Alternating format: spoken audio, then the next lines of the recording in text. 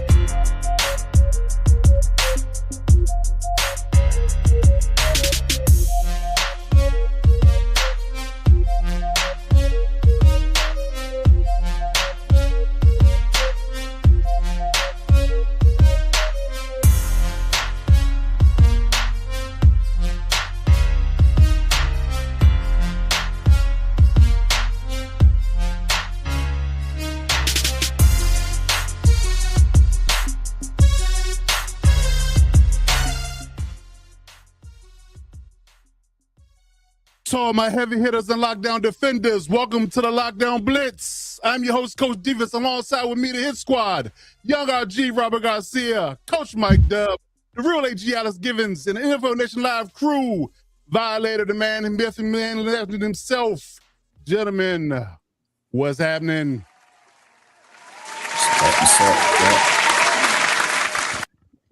What's good in the hood? What's real in the field? What's happening out there, man? It is one step closer. We are 4 teams ready to go, getting ready to gear up for this conference championship matchup here, man. And it was another great playoff week, man. And of course, let's go around the room, let's get the vibe, quick check.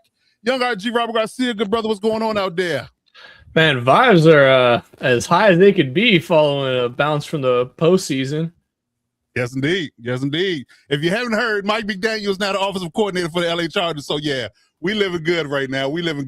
So we doing real good, real big things out here for sure. Coach Mike Dub, good brother, what's going on out there? How you feeling out there? What's going on in Commander Land? Doing good. You know, pretty quiet so far. You know, still trying to fill some holes on the coaching staff and everything like that. So right now we're in draft mode and we're just trying to wrap up the rest of the season and go on from there. So obviously it's a new coach in our division. Hate to see him being there. It's a tough guy and Harbaugh going with the Giants, but hey, listen, we'll keep this thing rolling and try to pick up the pieces in 2026. Indeed. Ain't nothing but a thing, Dub.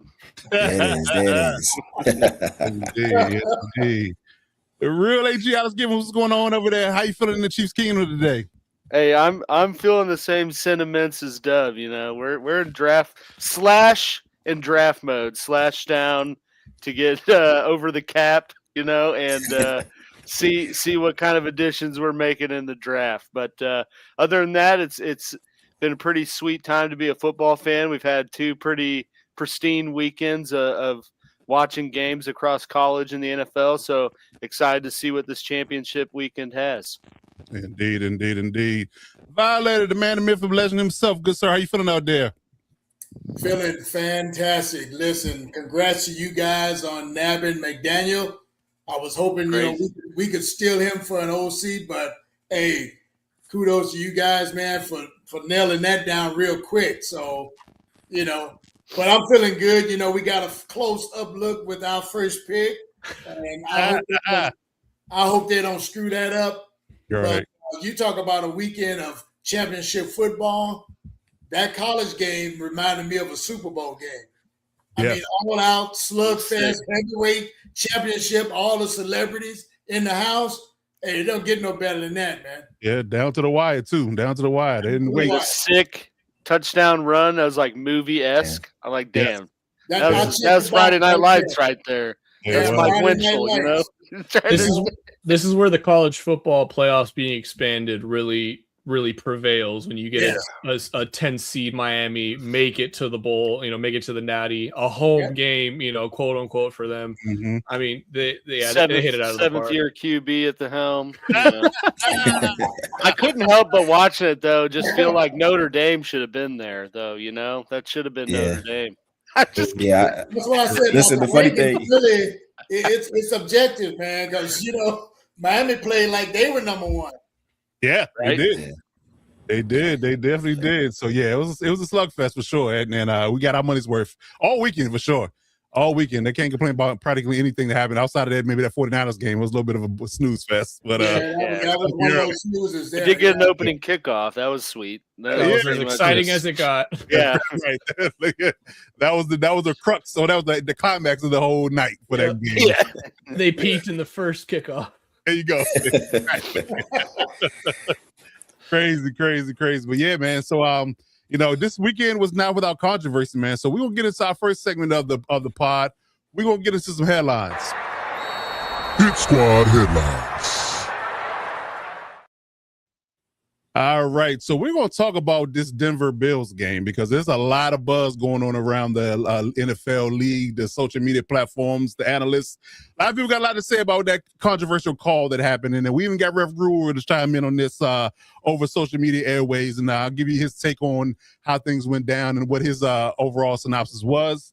But yeah, it was interesting to say the least. I mean, they definitely decided to put their nose into the game at the wrong time for my money.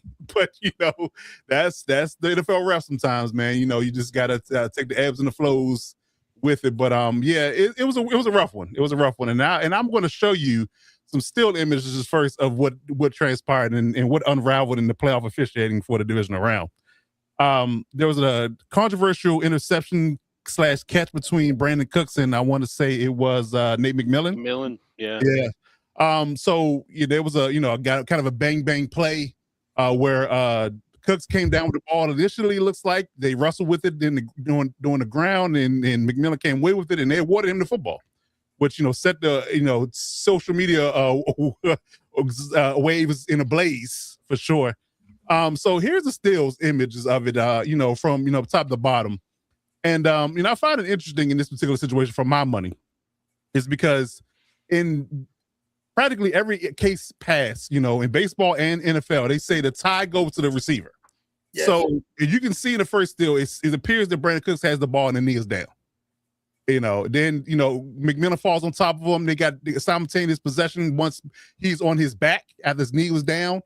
Then the third still, you can see on the bottom left here, they're still wrestling for it. And then when McMillan flips over, his in the momentum and is tugging at the ball, jars the ball loose from that perspective. Great. So it's a crazy stretch of events. And I'm going to actually show it to you as well in a kind of a still image. We're going to show you that real quick here. Let me load that up here. But yeah, it's just the overall interesting, layout and how they officiated because, I've seen even DBs, much as they hate to say it, they look at it from a perspective that they never seen it called in the DB's favor. They really didn't understand it. It was very weird to them that they ruled it in that fashion. So, so I didn't really get it. It's just interesting that they decided to call it that way at that particular point in time. Amongst other things, just a lot of weirdness, to say the least. A lot of weirdness, but yeah. Let me see if I can find the file. But yeah, let's go around the room and let's get everybody's opinion on why I find the file. And give me your opinion on it. Let's start with AG. How you feel about this particular call? What did you think about it in real time? I know we're all watching the games. Yeah, man. So as I think I said in our chat in real time, as quote, an offensive-minded guy, and a pseudo Bills fan during that game, I 100% thought that was a Brandon Cooks catch. And even seeing it, I was like, I don't really get how they can call it not a catch, but then a pick by the the standards they're supposed to look at. And I don't know if it was just, and I'd be curious to see what ref has to say about it, but after it was all said and done, I kind of assumed it was one of those things where it was called the pick, non-catch interception on the field, and they couldn't really see any evidence looking back at it to grossly overturn it. Because, I mean, looking at the still shots, you think, yeah, he has possession, he's down, but then it's like you don't know what the ball's doing, and as they're rolling over the top, and it's kind of covered up. So maybe it was just one of those types of situations. But yeah, I thought it was a catch, and I was also perplexed as to how they just gave it to the Broncos. My only explanation could be that it's all fixed for Denver to win. Yeah, they didn't plan on the injury though. The football gods didn't. Right, that part. That part. I heard it for 8 years, so yeah. Shoes on the other foot now. Indeed. So yeah, that was definitely something that we didn't expect to get turned in that direction. I can't tell you, what they was thinking. Obviously Taylor was thinking. I mean, I don't know what. Yeah, right. Definitely, Kev, that index card. I'll never forget that. Oh my God. Yeah, I mean, and this is it in gift form in real time. Like, and what's funny about this situation is that you see the same exact bang play in the Rams game, and they called it Devontae Adams immediately down. Like he literally caught the ball, he hit knee hit. They were trying to wrestle the ball away from him after his knee hit, and they called it a completed pass to him. So I guess my overall issue with this whole situation is that they don't officiate it consistently, and I think refs beef as well. There's a lot to be desired when it comes down to them officiating it fairly and officiating it consistently. If you're going to keep calling it one way and don't just up and turn it, and especially in a high stakes game like this essentially decided the game here. Because if he catches the ball here, the Bills are in control and they win the game most likely. Oh yeah. So you gotta put that into perspective as well. But yeah, I'm here to tell you, gentlemen, I didn't like just man. Buffalo just gets screwed in like just so many unique ways. What Ref just said though, either caught it or is down by contact. So both of those happen and they still overturn it. Right. So that's the inconsistency that drives us crazy. Exactly. He survived the ground. He caught the ball, survived the ground, knee is down, so he's automatically down by contact. Yep. Then he rolls over and it's all different. Oh, that's an interception. Get out of here. Indeed. But anyway. Yeah. So anybody else? I'm going to show Ref's tweets here too, by the way. So he is in the building, by the way, if you're listening in the chat. But just a weird dynamic. In all honesty, weird dynamic. In all honesty, I don't understand. That's McDermott's fire. Where's the rest? Okay, I didn't put it up there. I'm tripping. Okay. I'm like Alex said. They got this out for Denver to win going all the way. So. It's the only explanation, really. Yeah, right. When you boil it all down. Yeah, it's an interesting thing. I'm curious to know if instead of it being an interception, if he would have dropped the ball or if the ball would have hit the ground, say at the same time that the defender came up with it, if instead of that would have happened, if the ball would have hit the ground, would you guys be okay with it being incomplete, or would you still say he caught it and was down by contact? The ball came out after his knee was already down. I think down by contact would overrule anything that happened after that. Yeah.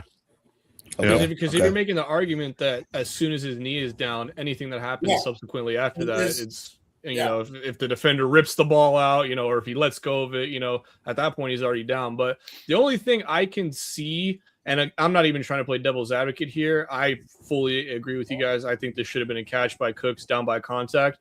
The only argument you could make that this play or this ruling stands on is if you're saying they both simultaneously caught the ball as they're tumbling, nobody has possession of it, and then as they come away from the tumble, McMillan comes away with the ball.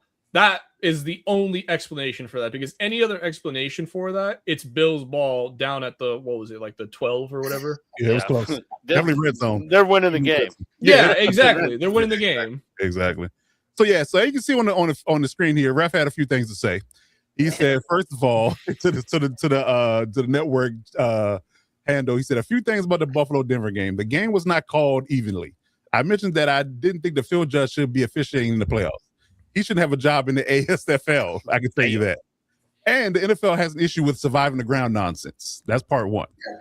Part two is as a comparison, a car has to stop at a crosswalk when people are in the crosswalk. But when you don't have to wait until they get home to proceed, the NFL can't use the down by contact and then say Cooks didn't make a catch.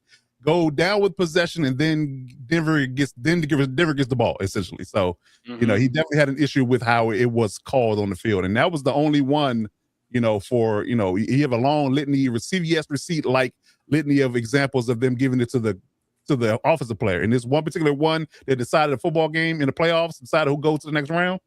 It's a rough one, man. It's a rough one. And you just crucial time. Yeah, fuel to the fire about the conspiracy theories and said the NFL is rigged and the betting aspect of it. You got a lot of those things that's going to clearly keep coming up because you keep having these issues.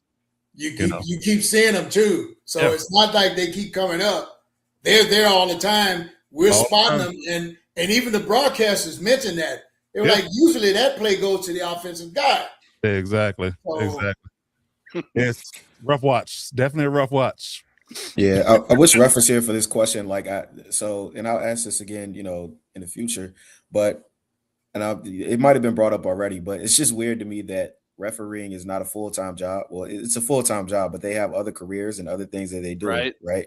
So I'm curious if people, if ref or other people in the community think that plays a part in the lack of consistency, just because it's not a 12-month, 20, you know what I mean? Like, just like players have off seasons and things like that, I would think that, the officiating for the NFL could use the off season to kind of get on the same page as far as, consistency. Because honestly, that's really what it comes down to. It's not all the time. And coach, there's coaching the game. Sometimes we don't even necessarily care about what was called. We just care about it being called both ways. Yeah. So being called so that we know, as long as it's consistent, you can coach to it. And when it's not consistent, you don't know how to coach to it. So, whether it was ruled a catch, whether it was ruled down by contact, interception, whatever, I think everybody would be able to digest it a little bit more if it wouldn't be called, 16 different ways in 32 different games, you know what I mean? Or whatever the case is. So, you know what I mean? Like, really, if this play happened in every game, it could be called either way. So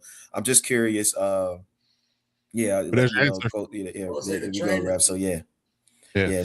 for this to be for this to be a billion-dollar, multi-billion-dollar industry, how do we not have full-time officiating? It's a side hustle for the refs, Yeah, that's kind of. Hey, Tom, I got to get out of here. I got a divisional game Sunday.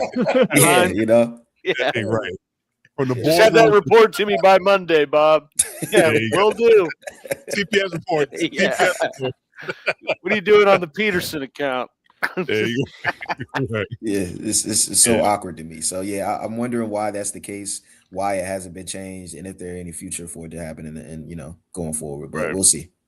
Yeah. And like I said, we'll get clarity with ref, in the future. We got some off-season coverage to do with him as well in regards to refereeing. But just from what, our conversation throughout the season, I can kind of, summarize what I feel like he's been saying is that, it's a lot of problems here. It's not just one, monolithic thing that you can do to correct the issues, right?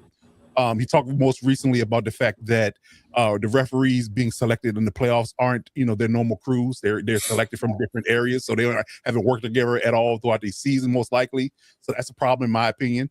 Not having the same continuity or consistency or synergy with the group you've been working with all season long. I think that's a problem. The fact that they aren't full time isn't a problem as well. And the fact that, he harps on training, like they, regardless of being full-time or not, if they don't have the proper training and use the proper tools and use the proper, technology to officiate these things properly, it's not going to pan out to be a better, officiating game. So I think that's the, biggest, top three problems that they have right now in officiating as a whole, but yeah. And like you say, for as big an industry as the NFL is, and with all the resources, some of these refereeing crews look like they went to YouTube right before warm-up and how to. Yeah. Right. How to ref a playoff game. What is PI? Yeah, exactly. Oh, shit. Oh, crap. I should have called that earlier. I'll do it now. You're right. Yeah. Let me leave this with another. Oh, my bad. No. But because even if they come from different areas or they haven't worked together, football is not like working a trigonometry, problem. It's what you see and you know the basic rules that apply to what you see, and between 7 guys, you can't get it right. I don't know, man. Yeah, that's the crazy part. That's the crazy part. Yeah. And you got 7 guys plus. Anybody got anything else on the topic? I was just gonna leave the topic with you got another New York question. Assist and the 7 refs. That's what I was going to say. You know, we've seen times this year where the home office is called down to change a call. You know, especially on turnover type plays to give the ball back, and we did not see that happen in this game. Why not? It's such a high stakes game at that. That's the crazy part. This isn't week 8.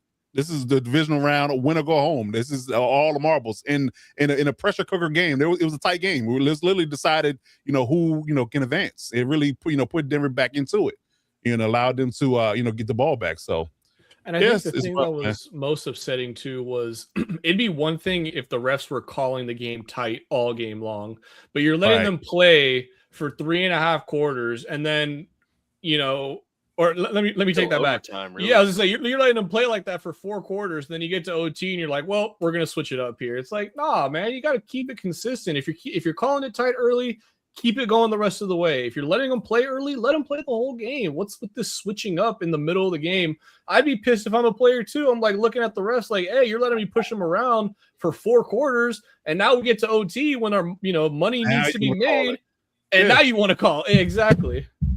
Yeah, that's the problem I have. And as a player and a coach, I would have a problem with it on both sides.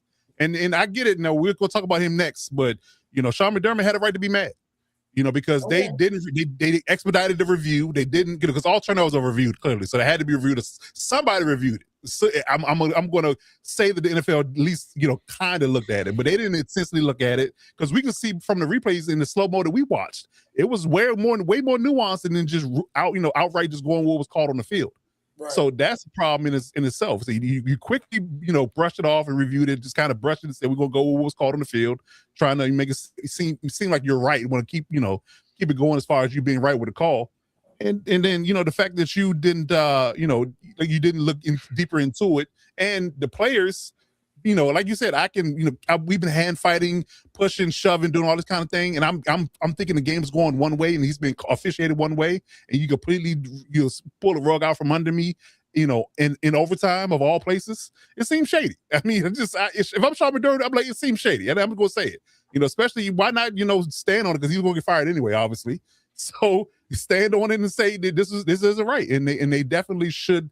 They got it wrong, and they should have looked more into it. At least, if nothing else, reviewed it to microcosm level, and then decide. Don't just brush it off as if it was what it was, and we're just not gonna review it. Like it doesn't matter. Like it is not all or nothing here. It's really a lot of money on the line. So jobs are on the line. Clearly, yes, clearly, clearly, exactly. And speaking of that, talking about people's job on the line, is then, Sean McDermott got fired, behind this. And I think he knew it. I think that, because this is rumblings.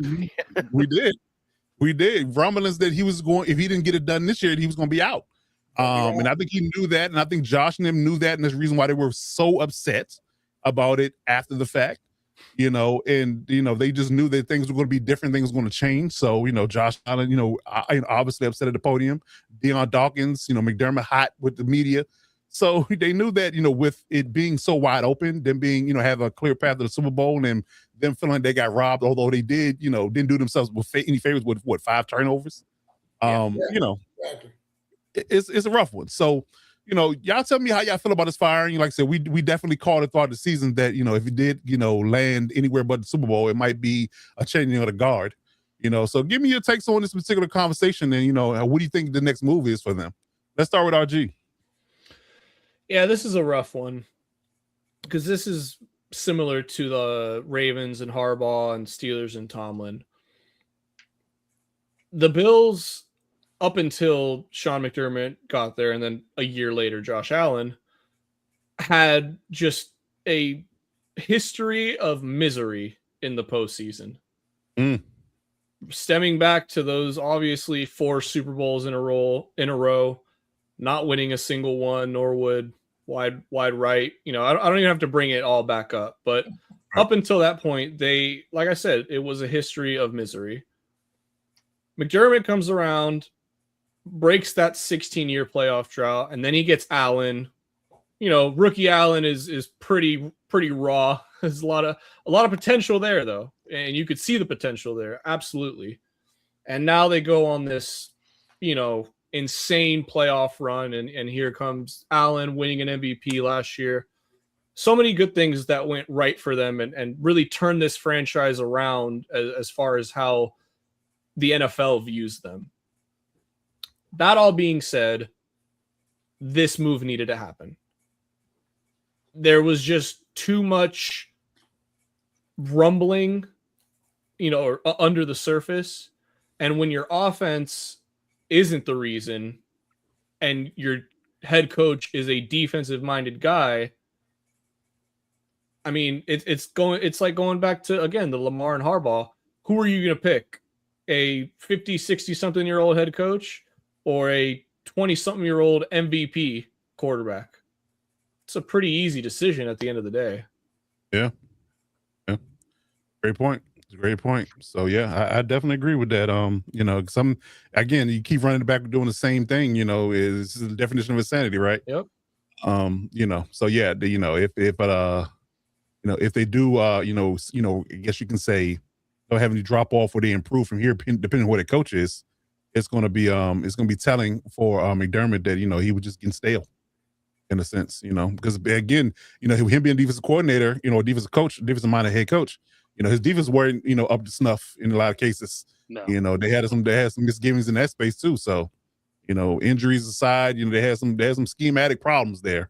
So, that definitely was a red flag as well. Not to mention that it seems as he was at odds with Brandon Beam because they fired McDermott and they elevated Brandon Beam to a higher role. He got a higher paycheck. That was a mistake, by the way. I agree. Yeah.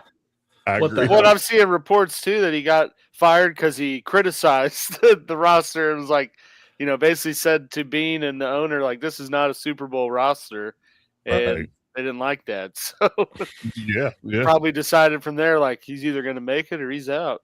We'll find. Yeah, pretty much. We'll find out. The bus for you, buddy. Yeah, pretty much it. What you got, Dub, on the topic? Do you feel like they were justified? Do you feel like they made the right move? All right, so I'm going to put on my cap hat right now and give, I guess, a little history lesson. Okay. But this, I think what the Bills could see and what this reminds me of is Tony Dungy and the Buccaneers in the early 2000s.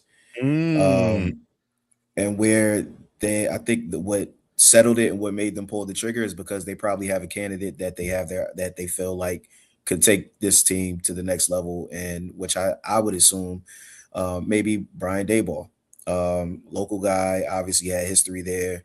And I think that, all those things that you guys talked about, of course, played a factor in it, but the deciding factor was, I really just think that it's a grass is greener type thing where I think we have somebody that could be just an overall better fit. They're starting a new stadium next year. What better to start it with a fresh start? I wouldn't be surprised if we saw them with new uniforms, just a whole new rebrand. You know what I mean? Like let's get the local kid. You know what I mean? So, what could that mean for, of course, it's still a business. So what could that mean for jersey sales, new fans, new all this other stuff like that? This isn't the same old Bills that have been to 4 different, Super Bowls that can win, that have been to the playoffs and keep losing them up. Like, they want to completely rebrand so that people are not giving them that moniker of the team that can never get it done. And I think in order for them to do that, they feel like they have to just start from scratch with the head guy, still keep the same, culture and team, which is why it's not a complete shape up. They're bringing in somebody who has familiarity with the team. And I don't know, it just reminds me of that situation. I remember, being a kid and thinking, how would they fire a coach that's been winning and been to the playoffs and the winningest coach and recent his took them from not being relevant to now being a perennial winner.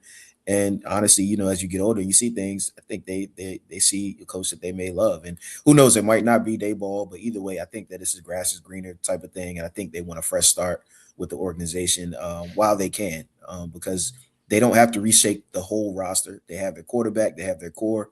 So while they have that, I think they want to try to strike while the iron is hot. And, of course, who knows what the AFC is going to look like next year. They may have, they may be able to face the AFC without Mahomes again, Lamar with a new quarterback, so you never know. I think they want to, their goal is definitely Super Bowl. So they're trying to find somebody who can take him over the top as soon as possible. I like it. And Josh Allen getting great, be turned 30. So, he's in the apex of that prime. So, yeah, you might want to strike while the iron's hot. That's for sure.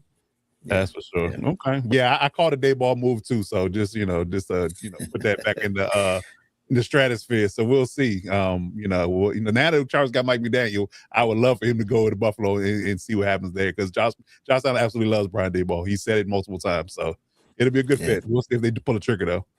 All right, AG, you up? How you feel about this move, and what do you think they're going to do next?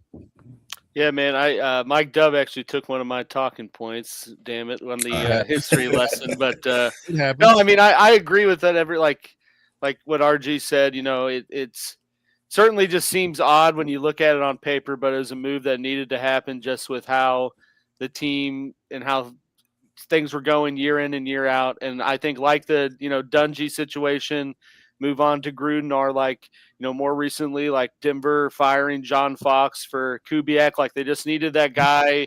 Like they found the coach to set the culture and set the standard, but they need to find the guy to kind of get them to that next level, over the championship hump, if you will.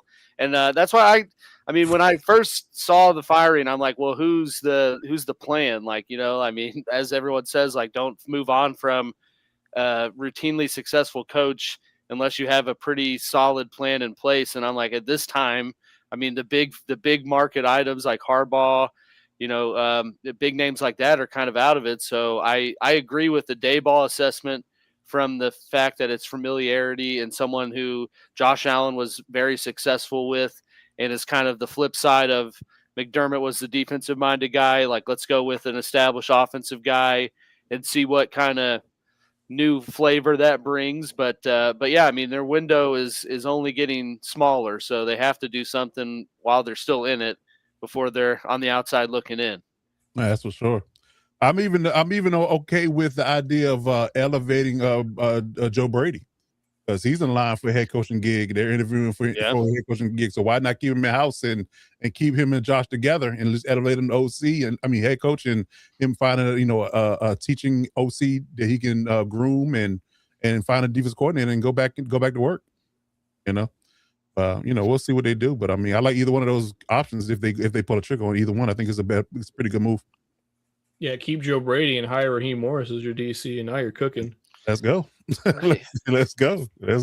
I mean, it's definitely got to be the best available job now. No, I mean, between them and Ravens, but yeah, the Ravens. I guess it's pick your poison. Which MVP quarterback do you want to work with? But yes, I think that's 1A, 1B, and then the Steelers will be 2 in that conversation. Yeah.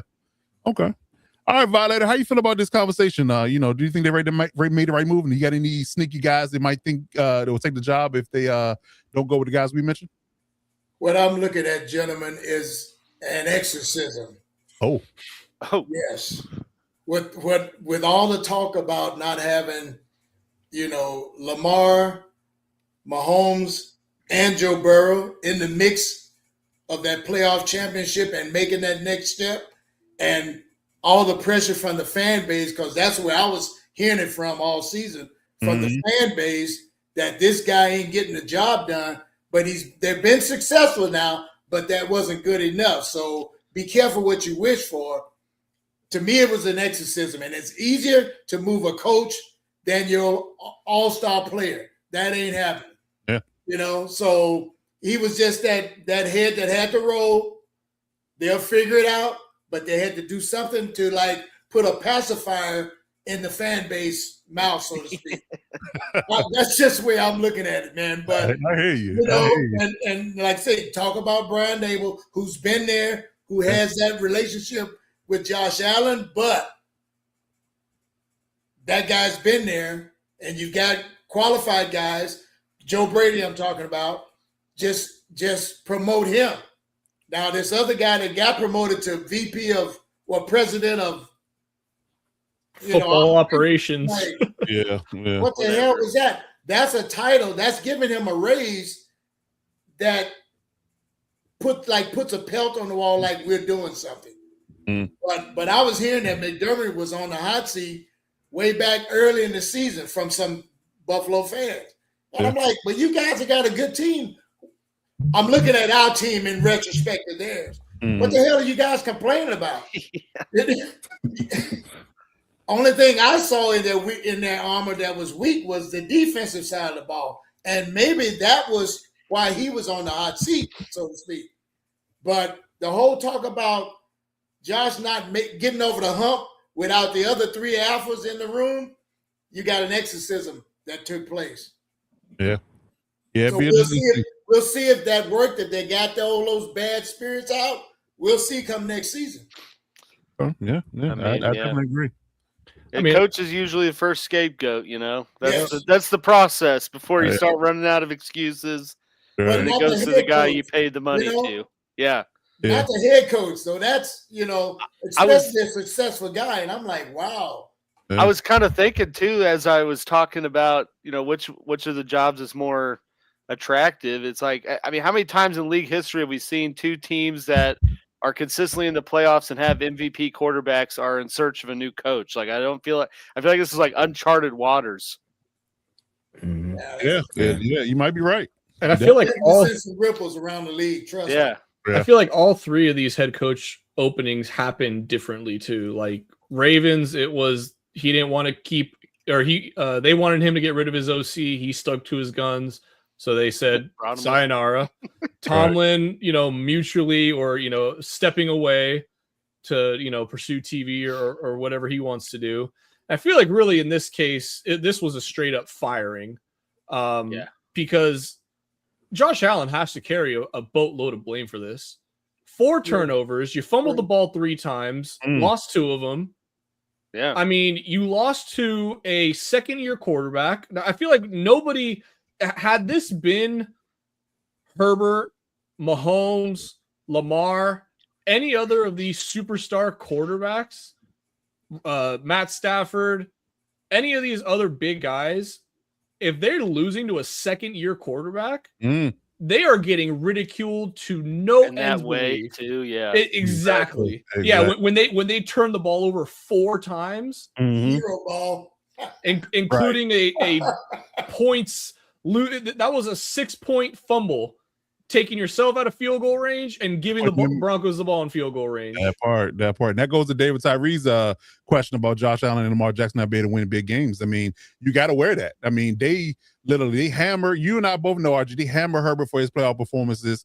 Every time, people will question and ridicule Lamar winning his MVPs. And I still stand on the fact that Lamar got robbed of that third one from Josh because they wanted to give it to somebody else. Yeah. They just wanted to see a fresh face win the award because they was, quote unquote, tired of the LeBron treatment. The same guy winning the award. So I feel like, you can't have your best statistical season of your career after winning 2 MVPs and lose it to a guy that had a lesser season than you. So I think you need to wear some of that blame. So to that point, they have issues winning big games. And I think that anybody outside of you, if your name isn't Joe Burrow and that miraculous Super Bowl run he made, although he didn't win it, Matt Stafford or Jalen Hurts or Mahomes, those 4 guys, they don't typically struggle in the playoffs. They're the only ones that don't. Everybody else has issues. Trevor Lawrence struggled, Josh Allen struggled, Lamar Jackson struggled, Justin Herbert struggled. I mean, you name it. All the quarterbacks that are in the top 10 that wherever you rank them, if they got into the playoffs and they've had struggles. So until you do win it, because Peyton Manning and a bunch of other quarterbacks, went through this. The only person that really didn't go through a lull in winning playoff games was Tom Brady. He's like the only one. He's the only one that didn't have an issue. Came on the stage and did not leave. That part. And so he was done. Yeah. So I do believe that these guys had, but you have to dole out the criticism equally. You can't have Josh Allen be your darling and say he's above reproach, but all these other guys aren't. That's a problem. That's definitely a problem. So you ask you the question, David, it's definitely an issue. And they can't win games until you do it. And again, you can't keep running this whole Superman thing back with Josh Allen either. He's not getting any younger, and the more hits he takes, the less time you're going to have him. You thinking you might get 2 more years out of it? Might be 5 at this rate. Not at the rate he's running. Maybe 5. Maybe 5. But that cape's definitely got some holes in it, so he don't fly as much. And right, exactly. It definitely get some chinks in that armor for sure. That's for sure. So yeah, we'll see how things roll. But I got anything else on this topic before we move on? Good luck, McDermott. No. Somebody's gonna pick him up. Yeah, that's another thing. Yeah, so I think he'll find a job. It's just a question of who. I mean, he might be a lower end team. He might be DC somewhere. Yeah. DC will coach the Browns, but maybe the Titans. Or no, never mind. They got solid now. Yeah, maybe the Cardinals. Maybe the Cardinals. Yeah, right. You think they fired the wrong guy, Josh? Really? You think they should fire the GM? I think probably, or both of them. Yeah, I was gonna say, bro. I don't know how can you come away from a season and be like, this was a failure. We're going to fire this guy because it was so much of a failure. But somehow this guy gets a team. Right. Yeah, you get a promotion. He gets a promotion. Yeah, he gets a promotion. That's crazy. And I can see the owner calls them both in. They're both shitting their pants. And he's like, Brandon, you've done a great job. You're now the VP of whatever. Sean, Sean, clear your desk. In the office, though. You got some politics. Yeah, in the office. Yeah, he's got some blackmail or something. Well, whatever he's doing, he got some emails. Yeah. Whatever he's doing, Joe Shane taught him. Because how the hell is Joe Shane? Seriously. Yeah, to the point he's becoming a sticking point of hiring a Hall of Fame coach. And you're getting news of they haven't finalized it because of Joe Shane. Right. I'm like, what? But he still wouldn't fire him. They made it so they worked it out where he reports tomorrow. So he don't report to Shane. He reports tomorrow, but did you guys see the press conference introducing him and Joe Shane just it just seemed so awkward. It was. I know all you guys know this man wanted to be fired, but we're really glad to have him. Right. Yeah, exactly. Yeah, that's a good one too, David. If Vrabel probably damn near going to be in the Super Bowl in 1 year, is a definitely 1 year as well. That's the fork in the road that we're at with Buffalo, because Tennessee was consistently in the playoff. Hell, they were 1 win away from the Super Bowl with Vrabel running them. Yeah. And now they're looking for their second coach, since firing him. So just to show you the dysfunction that is protruding from Tennessee. They put the funk in dysfunction. That's there we go. Yeah. And nobody has patience anymore. That part. That's it. No time to build anything. You got to be successful early, and then that buys you maybe a year. You got to walk in with wins. What did Parcells say back in the day? Yeah. Parcells had a line. Yeah. You got to let me pick out the grocery if you want me to, cook the food or something like that. Yeah. Now you got to walk in with the dish already made on the hot plate. Yeah. Microwave. Yeah, you got to walk in with 10 wings in your pocket, or you're fired. That's it. Look, you made me think about Coach Carroll with that speech, that rah-rah. I always win 10 games. Oh, my God. That did him in right there. That it did. For sure. Okay. All right, so let's break down these divisional games. Let's talk about the playoffs in its entirety. So we're going to get to, I think we talked about the Broncos game in nauseum already, so we'll just skip that one. As you know, with 33-30, the Broncos pulled out the victory, but Nick's got hurt, so they're going with Jared Stidham against the Patriots. So we'll talk about it in a minute in regards to how we feel about that. But let's start with the Patriots. Talk about Vrabel and the Texans, right? They rattled CJ Stroud's cage to 4 interceptions. So brutal, man. Talk about brutal.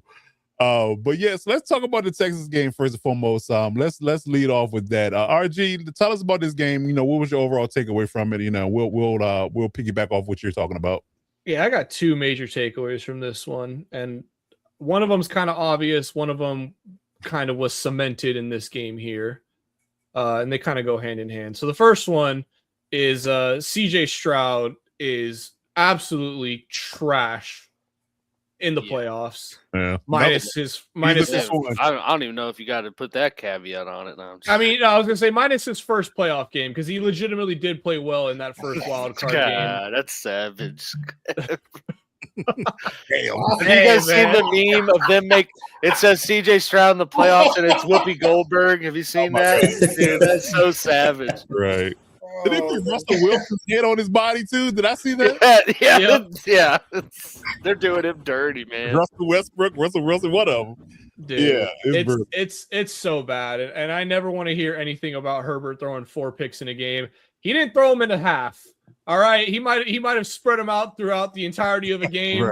Right. I mean, you basically put your team away doing that in a half. I know people are going to bring up the Jacksonville game. Shut up, all right? We're not talking about Jacksonville. Cap's not here. He might be all right. Yeah. That was Trevor Lawrence's game. He threw 4 picks in that game.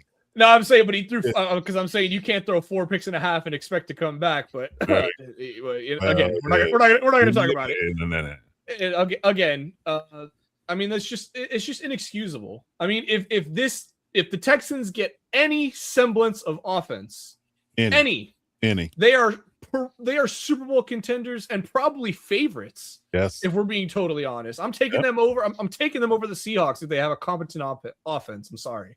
Yeah.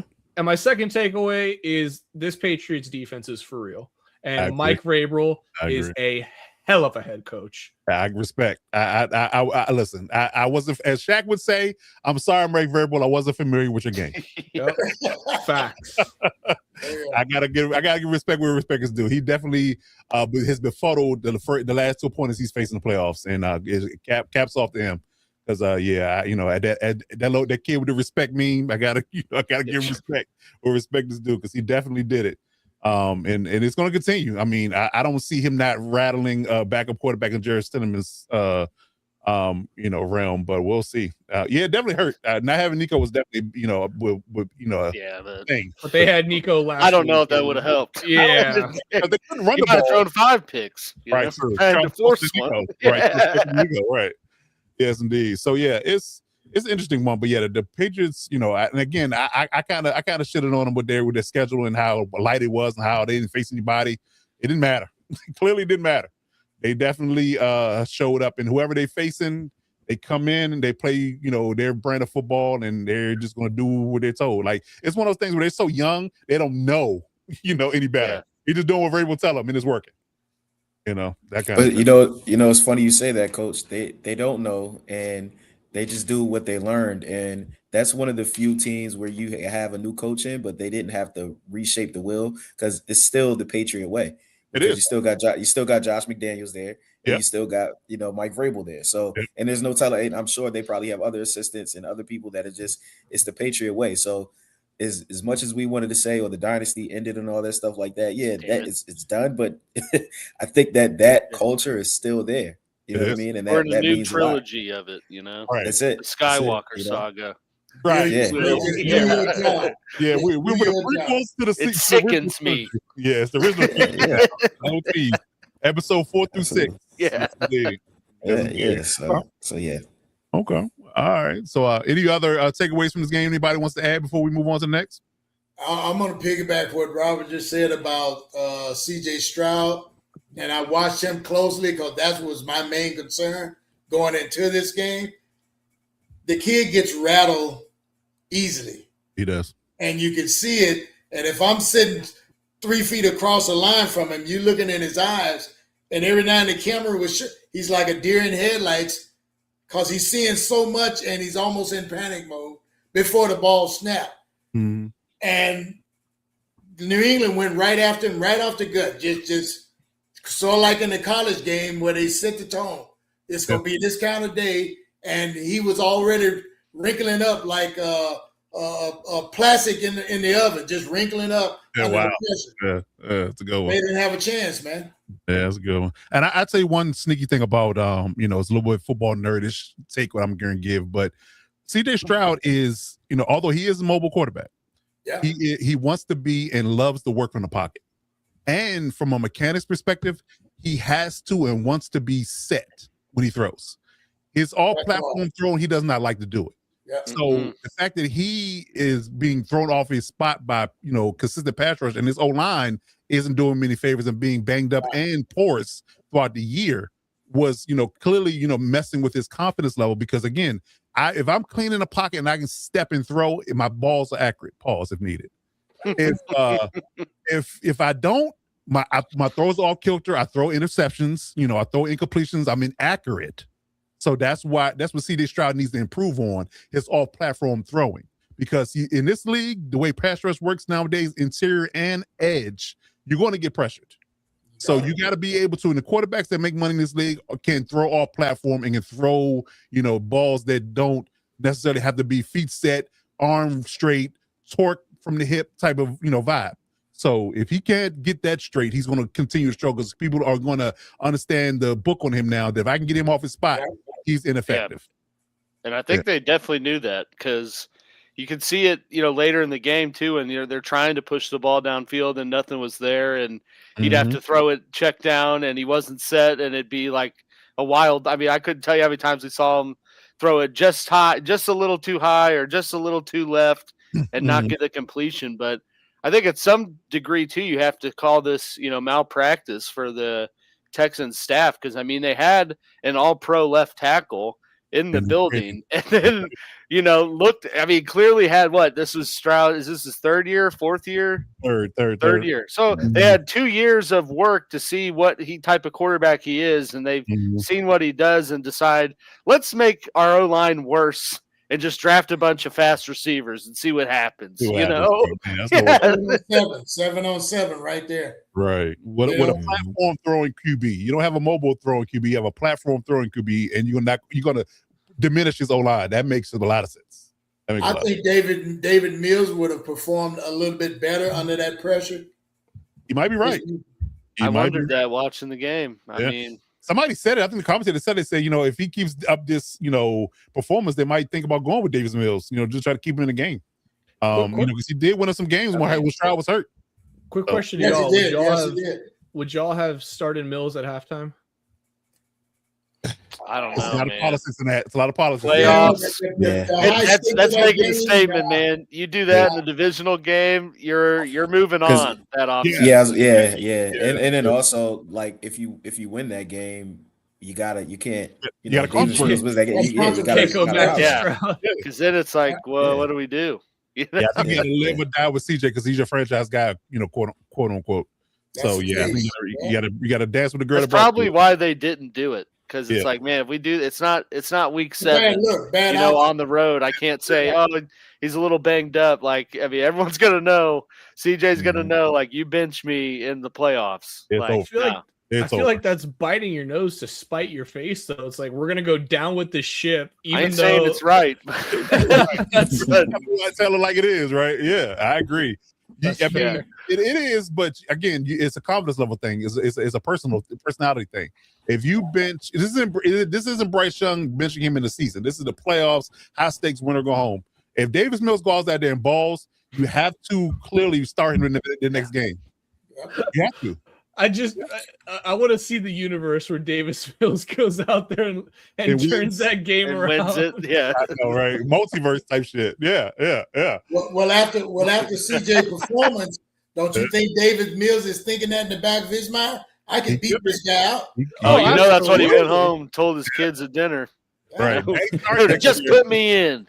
Daddy started because the fact remains, I mean, despite the 4 picks, they were in that game up until, pretty close to the end. Their defense that time, like I said, Stroud keeps getting the defense's way, Take the pick 6 away, you're within what, 5 points? Yeah.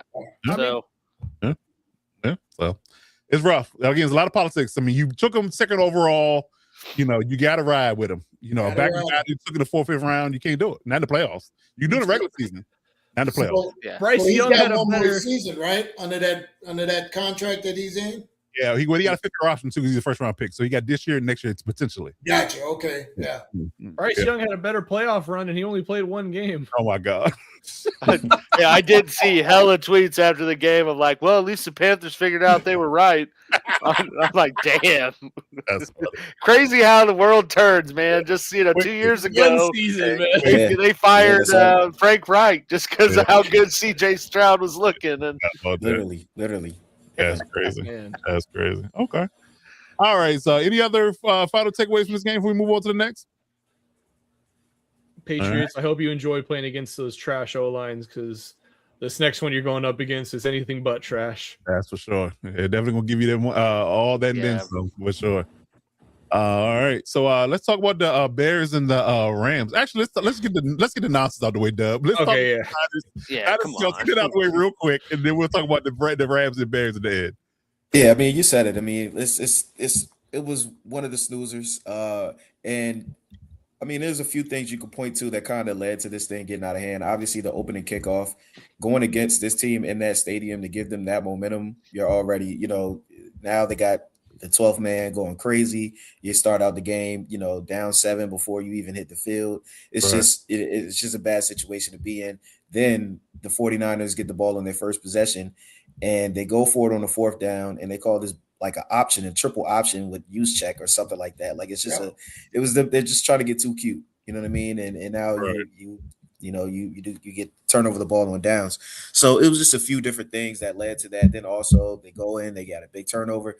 Listen, it was an ugly game, and all it was to me, it was just symbolic of a team that they ran out of gas. You know what I mean? They're like Yes. they're missing Ayuk, they're missing Kittle, they're missing Fred Warner, they're missing Bosa. How do you come on, man? Like it gets more and more, and I'm sure I'm missing some players that that they're missing as well. Yeah. But just if you rattle off those names, you can clearly see chemistry wasn't there. They couldn't really get going offensively. Look, I think this might have been McCaffrey. He had to be probably 80 to 85% of their offense that they generated at all. Absolutely. You know what I mean? Yeah. So yeah, you can't sustain that in the playoffs against a divisional opponent that's seen you twice, that was well rested, that was well prepared in their home stadium. It was just too much that was mounting against them. And it was inevitable to me that the Seahawks are going to win. It was just I didn't expect it to be that big. One thing I will say is with the Charbonnet injury, obviously it's something that sucks and you hate to see. But boy, did that open it up for Kenneth Walker and anybody who, some people play fantasy, so they already know. It's like Kenneth Walker could be the bell cow. He could always be the bell cow. It's not a thing of, like Charbonnet is taking, it can do things that, Kenneth Walker can't. He's a more power runner, but there are some runs that Kenneth Walker made happen that I don't think Charbonnet would be able to make happen. Some shiftiness, some things that he was able to do. So I don't think that necessarily puts them at a severe disadvantage, just because depending on how they're going to use Kenneth Walker going forward. Like I said, there's some runs and some home run ability I think that Kenneth Walker may have that Charbonnet may not have. So we'll see how they adjust to it. That's the biggest loss that they took from this game, is losing Charbonnet. But overall, they really stepped up. The last thing I'm gonna say, then I'll let us move on, is you gotta give credit and you gotta shout out Gray Zabel. And I wish I could do like a cut up. Gray Zabel has been amazing, and he's a dog, man. And I know there's no chance at an offensive lineman winning offensive rookie of the year or anything like that. Right. But he's been one of the best. Yeah, he really has. And people don't realize that the running lanes that he opens, just the difference that he makes getting to that second level. He was amazing in this game. He's been pretty good all year. So yeah, I'm excited to see him. And look, Alex, I know you love the big guys. I had to give him a shout out.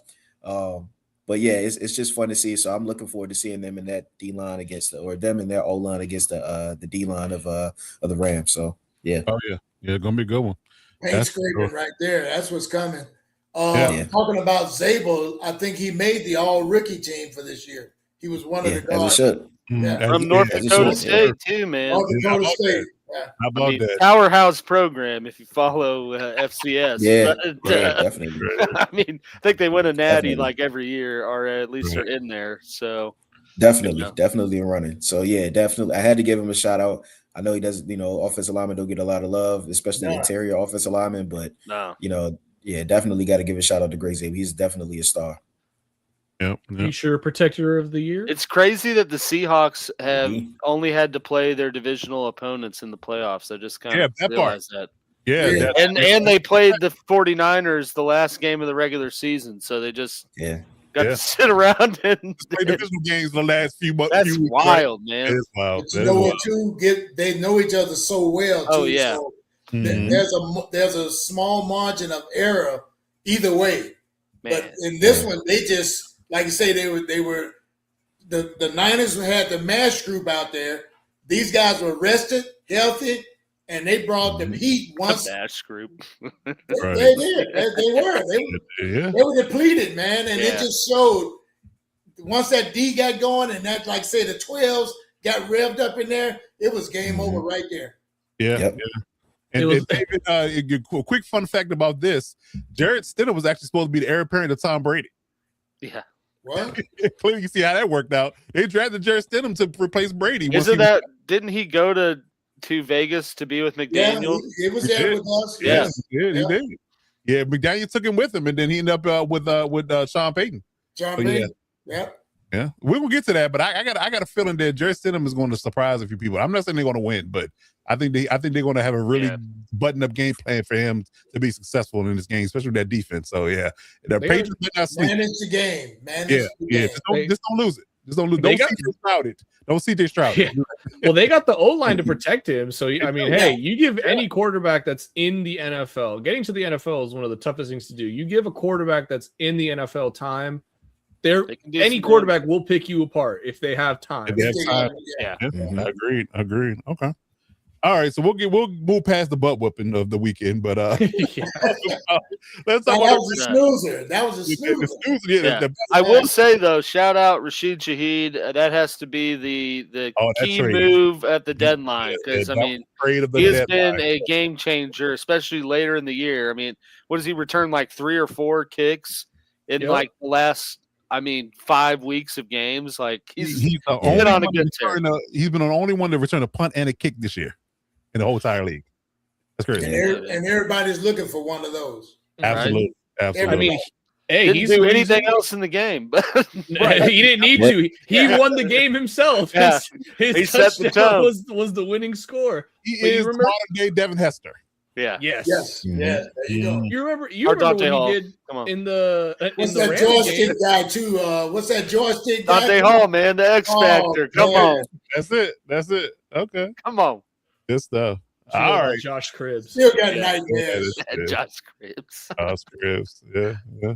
He didn't get his lights turned out by James Harrison in Pittsburgh. Yeah, he did. Yeah. He won the same after that. I always think of the league with Josh Cribbs when he's with the Make-A-Wish kid to try to like I remember that. Interception, Josh Cribbs. Josh Cribbs don't do that.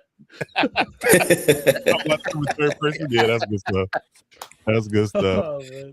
All right, so the barn burner. We had 2 OT games this week. That's crazy. That is crazy. Yeah. So, but Rams and Bears violator. Tell us how you felt about this game. What was your takeaways from this particular matchup? Ooh, let me wrap up. Yeah. You talk about frozen tundra. Yeah. This was it. 18 degrees with a wind chill factor in the single digits, if I remember. You're right. These 2 defenses that were grinded out. This was basically a defensive grinder out for those guys that wanted to see balls flying in the air. Wasn't going to happen too much that day because the ball's so damn hard. Mm-hmm. And my key points was that the Rams defense, like I figured, was going to be dominant in this game. And they made Caleb earn every throw that he did. He earned it. That's for Hell yeah. Basically they were running back and forth, trading punches for 4 quarters.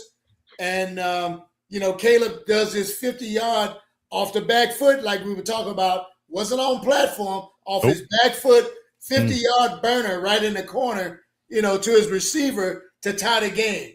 That's when it got interesting to me. 18 seconds to go. I'm like, we're going in overtime in this bad boy. So in overtime, of course, the Bears get the ball. They go down. They're very inept in moving the ball. So they end up, I think, punting the ball. No, I take that back. He threw an interception. And so the Rams got a second win, and you could just see it in Coach McVay's eyes and Matthew Stafford. They kind of looked at each other like, if we don't do it now, we don't want it. And I'm like, they're playing just basically managing the game. But he threw like 3 great passes and that one by Puka Nacua that put him in field goal range, man. I'm like, game over. And that's all they wanted was to get in field goal range.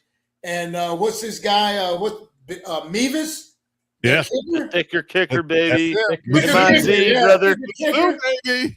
Yeah. 42-yard needle right down the middle. And I'm just like, man, 250-pound kicker, dude. 250 pound.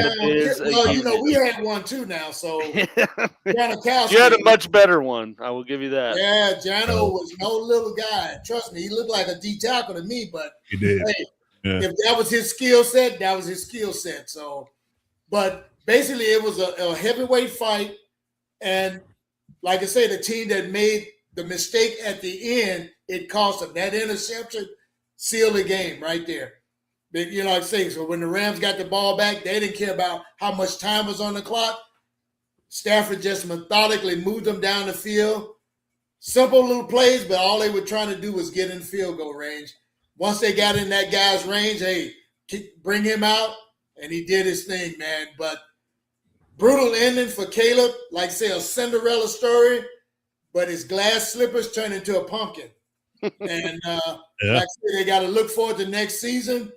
Don't know if there'll be any changes, but I'm sure they're going to show up probably the receiving corps. I mean, I thought they did a good job, but like I say, they missed a lot of passes. Some of his receivers dropped a lot of balls that could have helped them sustain drives, man. But the Rams, as much as I hated to root for them, they are a scrappy bunch of guys, man. And like I said, it all came down to coaching because they were questioning some of Ben Johnson's calls during the game, key situational calls. Mm-hmm. And, I had a friend of mine from Chicago call me up during the game, and they were like, why does he keep trying to give the ball to the little running back? And they were like, you got DJ Moore, just get him the rock. But anyway, like I say, they could lick their wounds during the offseason, man. And the Rams, that Seahawks-Rams game, they're gonna have to put new decals on all the helmets after this one. Yeah. Ron Burner, that's for sure. It's crazy that both the Broncos, Bills, and Rams, Bears ended in the same way. You know? With the team driving, not driving, punting. The Bills or Bears throwing a pick and then field goal, but. Yeah, I mean that was definitely one of the most. I mean that was I think the most exciting game of the divisional round for sure. Yeah. It was, yeah, very competitive. I thought it was done the minute Caleb Williams started running backwards, and then he made that throw, and I was like, "WTF did I just see?" Right. Yeah. The only criticism. No, go ahead, Coach. Go ahead. No, I was going to say the only criticism I had about and I understand this is the Bears game and this is what they do, but there was, I want to say, I don't know if it was the first or the second quarter, and the Bears were in field goal range. It was the first quarter, matter of fact, because I remember we talked about this last year about leaving points on the field, or last week. First drive. Yeah, it was very early, and they go for it on 4th and 2 and clear field goal range, and they throw an interception. And it's you just left points right there, and that could have, that could have won them the game. Set the tone, dude. I was like, let's set the tone. Yeah, and I'm like, all right, you just outcoach yourself. There we go. I texted I got a couple buddies that are Bears fans. I was like, well, at least he's getting his interception throw out of the way, and then it's like, he had two more. Yeah. I don't know, Cookie. If I disagree, I think his weapons are fine. I just think that we talked about C.J. Stroud a little bit earlier. I think if Caleb had C.J. Stroud's normal accuracy and C.J. Stroud had Caleb's off-platform ability, they'd both be elite quarterbacks, top 10 quarterbacks in the league. No doubt. Hard none. Because Caleb misses some layups, but his off-platform and his special throws are next level. And C.J. Stroud, all his layups are good, but his off-platform and his special plays he can't make is a deficiency. So they just both need to maybe work with each other in the offseason and teach each other how to, quote unquote, do those things, and maybe they'll be better off. Weren't we talking about Caleb last week, how he's so dangerous when he's off platform or when he's yes. And he shows it all the time. That. That's for sure. That's for sure. I think that's what makes Caleb such a scary quarterback down the line and I mean that in a good way. Scary as in he has the potential to be otherworldly, because he does the things incredibly well that you can't teach. You can't teach a guy to run backwards 10 yards and throw a 50-yard dot off his back foot. You can't teach that. That's God-given talent. And if he's getting those plays down, and if he figures out the to Coach's point, the easy layups, the check downs, and he gets that accuracy on point, coupling that with the ridiculous play potential, I mean, dude, we talked about that division being brutal. He might make that division his bitch if he just keeps doing this. That's for sure. I mean, they got the right coach pairing. So, I mean, they answered a lot of questions and checked a lot of boxes this year. It's how they build off of that, you know. Yeah, I agree. And the defense is pretty good, too. And listen, with them fixing the offense last offseason, all they got to do is spend their draft cap on their free agency money in defense this year, make that defense side of the ball elite. Because I think Dennis Allen did a bang up job with what he had, and that pass rush was way better than I thought it was going to be. Ramp that up, get some more guys in the building, maybe another safety, maybe another edge rusher, and let's go back to work. Let's go back to work. Their biggest problem was just against the run because they were just having to bring 5-6 guys. I mean, consistently to stop the run, and it didn't. And T.J. Edwards got hurt last week too, which didn't help. That was brutal injury. Yeah, I was watching it, I'm like, man, if they just had like one more solid linebacker and didn't have to do all that, like they would be a pretty scary defensive unit. Agreed. Because Jaquan Brisker played in the box a lot. Yeah, as the 8th man. And he's like a ball hawk, and say he's a guy you want back there, but they can't really afford to do that. Nope. Violet, you want to say something? No, I was just saying there's some good linebackers coming out in this draft. So it is. The scouts do their job; they should land at least one or two. I agree. Depending on how many they want to bring in. It's a really good edge rusher class too. Oh yeah. I think they got like Ruben Bain.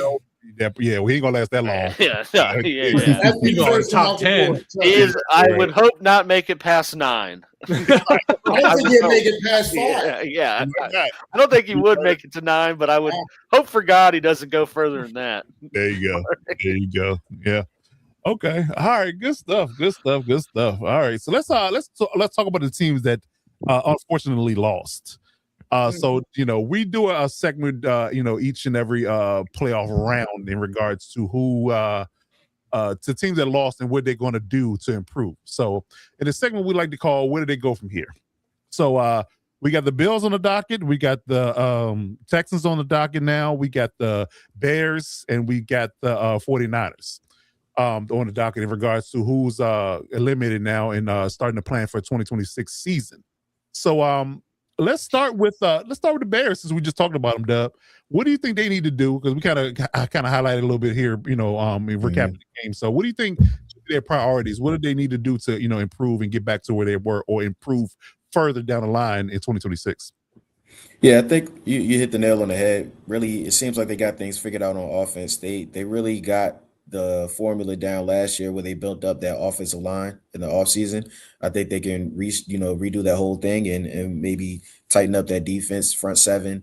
They were really good at forcing turnovers this year. So it seems like they're pretty solid in that aspect, the DBs and the secondary. So I'm not sure what their free agency situation is looking like, but I would definitely want to run this back with as many people as possible, bring back as much as possible. I think they're pretty good in the salary cap range.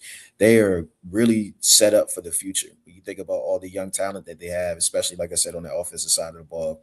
But, they're a team that they just got to stick to the course. If I'm Caleb Williams and if I'm Ben Johnson, we're going back, we're looking at the film, we're looking at all the turnovers we have, we're looking at the game management so that we understand that we have everybody we need to have in the building in order to win. At this point, it's just about managing the game. It's just about decision-making and going forward. But as far as, where it comes to the personnel and getting ready for, the offseason, I think they have very little to do as far as, switching things up. So I like where they're at. If I'm a Bear fan, I'll be excited about this roster and where the direction of the team is going. Tighten up, like you said, on that defensive side of the ball just to try to take it from good to elite. And that gives you some more versatility. Then Caleb doesn't have to play hero ball if he doesn't want to. If he wants to, he has the autonomy to do it. Whatever works best for your team, it gives you more flexibility because if you're one-dimensional, that's when it gets a little difficult. So at this point, it's just about trying to take that next level and trying your best to build a juggernaut if possible. Yeah, while Caleb's on that rookie deal, because we're looking at year 3 and on his rookie deal. So you got what I want to say 3 seasons left before you got to pay him. Yeah. So I definitely would say that go all in, do as much as possible to build around him and make at least a couple of runs at the Super Bowl before you got to dull out that money. Because I think we said it last week that once you start to pay these guys, the roster gets a little different. That corner you have, that edge rusher you have, that your safety you got that is expensive, you got to go. So they're $4 million over the cap right now, so that's not too bad though. That's not too bad. That's a DJ Moore trade away from. Yeah. Tooney restructure. Yeah, you got some money there. Shout out Tooney too, man. Playing left tackle again and holding it down. Absolutely. Holding it down, yeah. Yeah, and then Jordan McFadden playing guard for them, a former Charger draft pick that Staley screwed up. But we're not gonna get into that, But he balled out as well. He was moving people in the run game too. So get credit was due in that space. But that goes to show you when you got a good O-line coach, you develop your O-lineman that you pick, they turn out well. Absolutely. So they can redo the same thing they did last year, focusing on that focusing on that O-line and turn that attention to the defensive front seven, and they'll be cooking. Indeed. Okay. All right. So let's talk about the Bills next. RG, tell me about the Bills. I mean, you clearly got a lot to do. There's coaching, roster. I mean, you got a lot to work, a lot of turnover here. So what do you think they go from here in regards to rebuilding and getting back to the promised land and playoffs? Yeah, first things first, obviously getting the head coach. Got to get that situated. Got to get somebody who's an offensive mind. You can pair with Josh Allen and just continue. I mean, because you're going to be inheriting a fantastic offense, leading rusher, MVP quarterback, fantastic O-line. The only thing you need to improve on is probably getting a number one wide receiver for Josh Allen.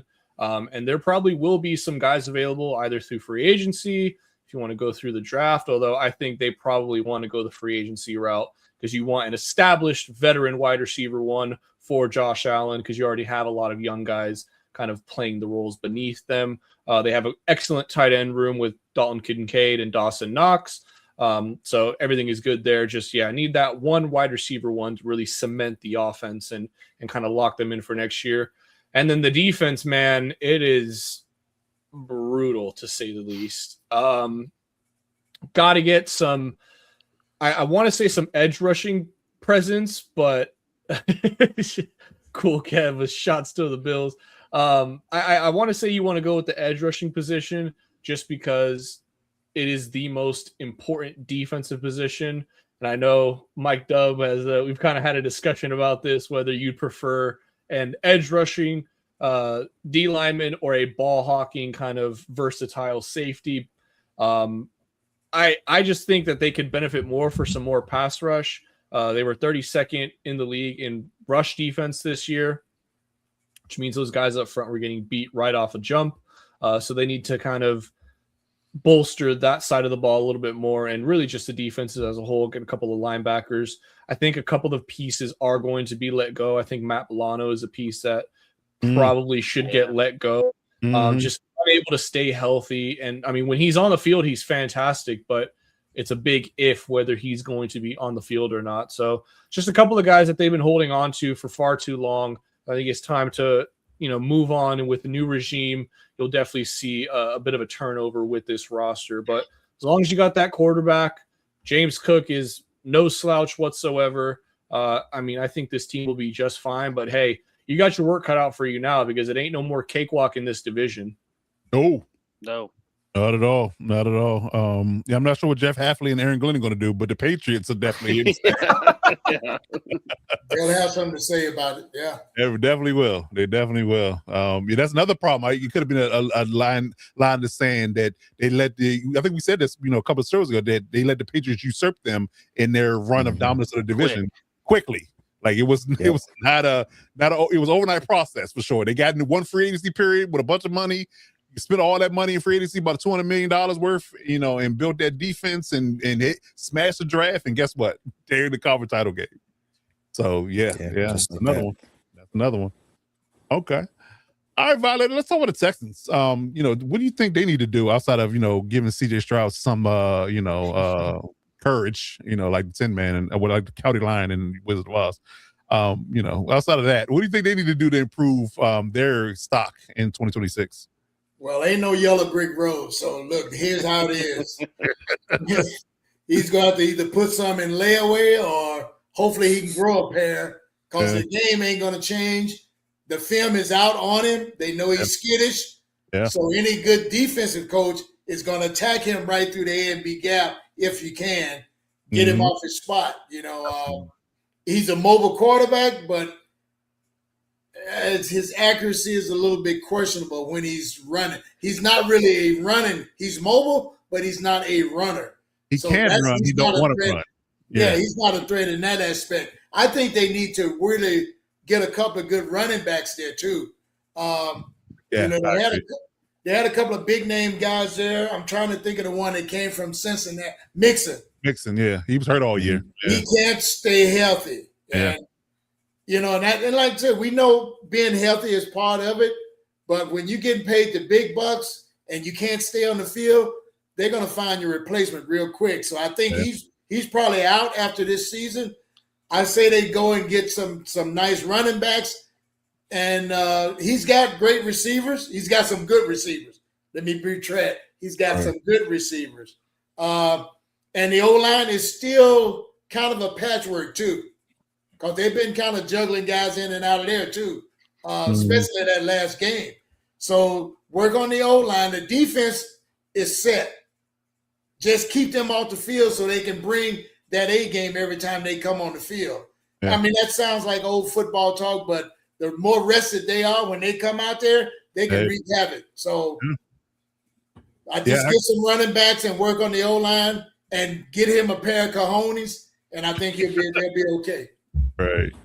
Indeed. And I think there was, again, the O-line being an issue, and the fact that they were very up and down with their injuries when the receiving core. Like, they had two young guys they got from Iowa State, Higgins and Noel, pair with Nico and Christian Kirk. That looks on paper like a winning formula. When Dalton Schultz, your tight end, but the O-line just couldn't hold up early in the season, and I guess it literally rattled CJ's confidence. Then he got hurt.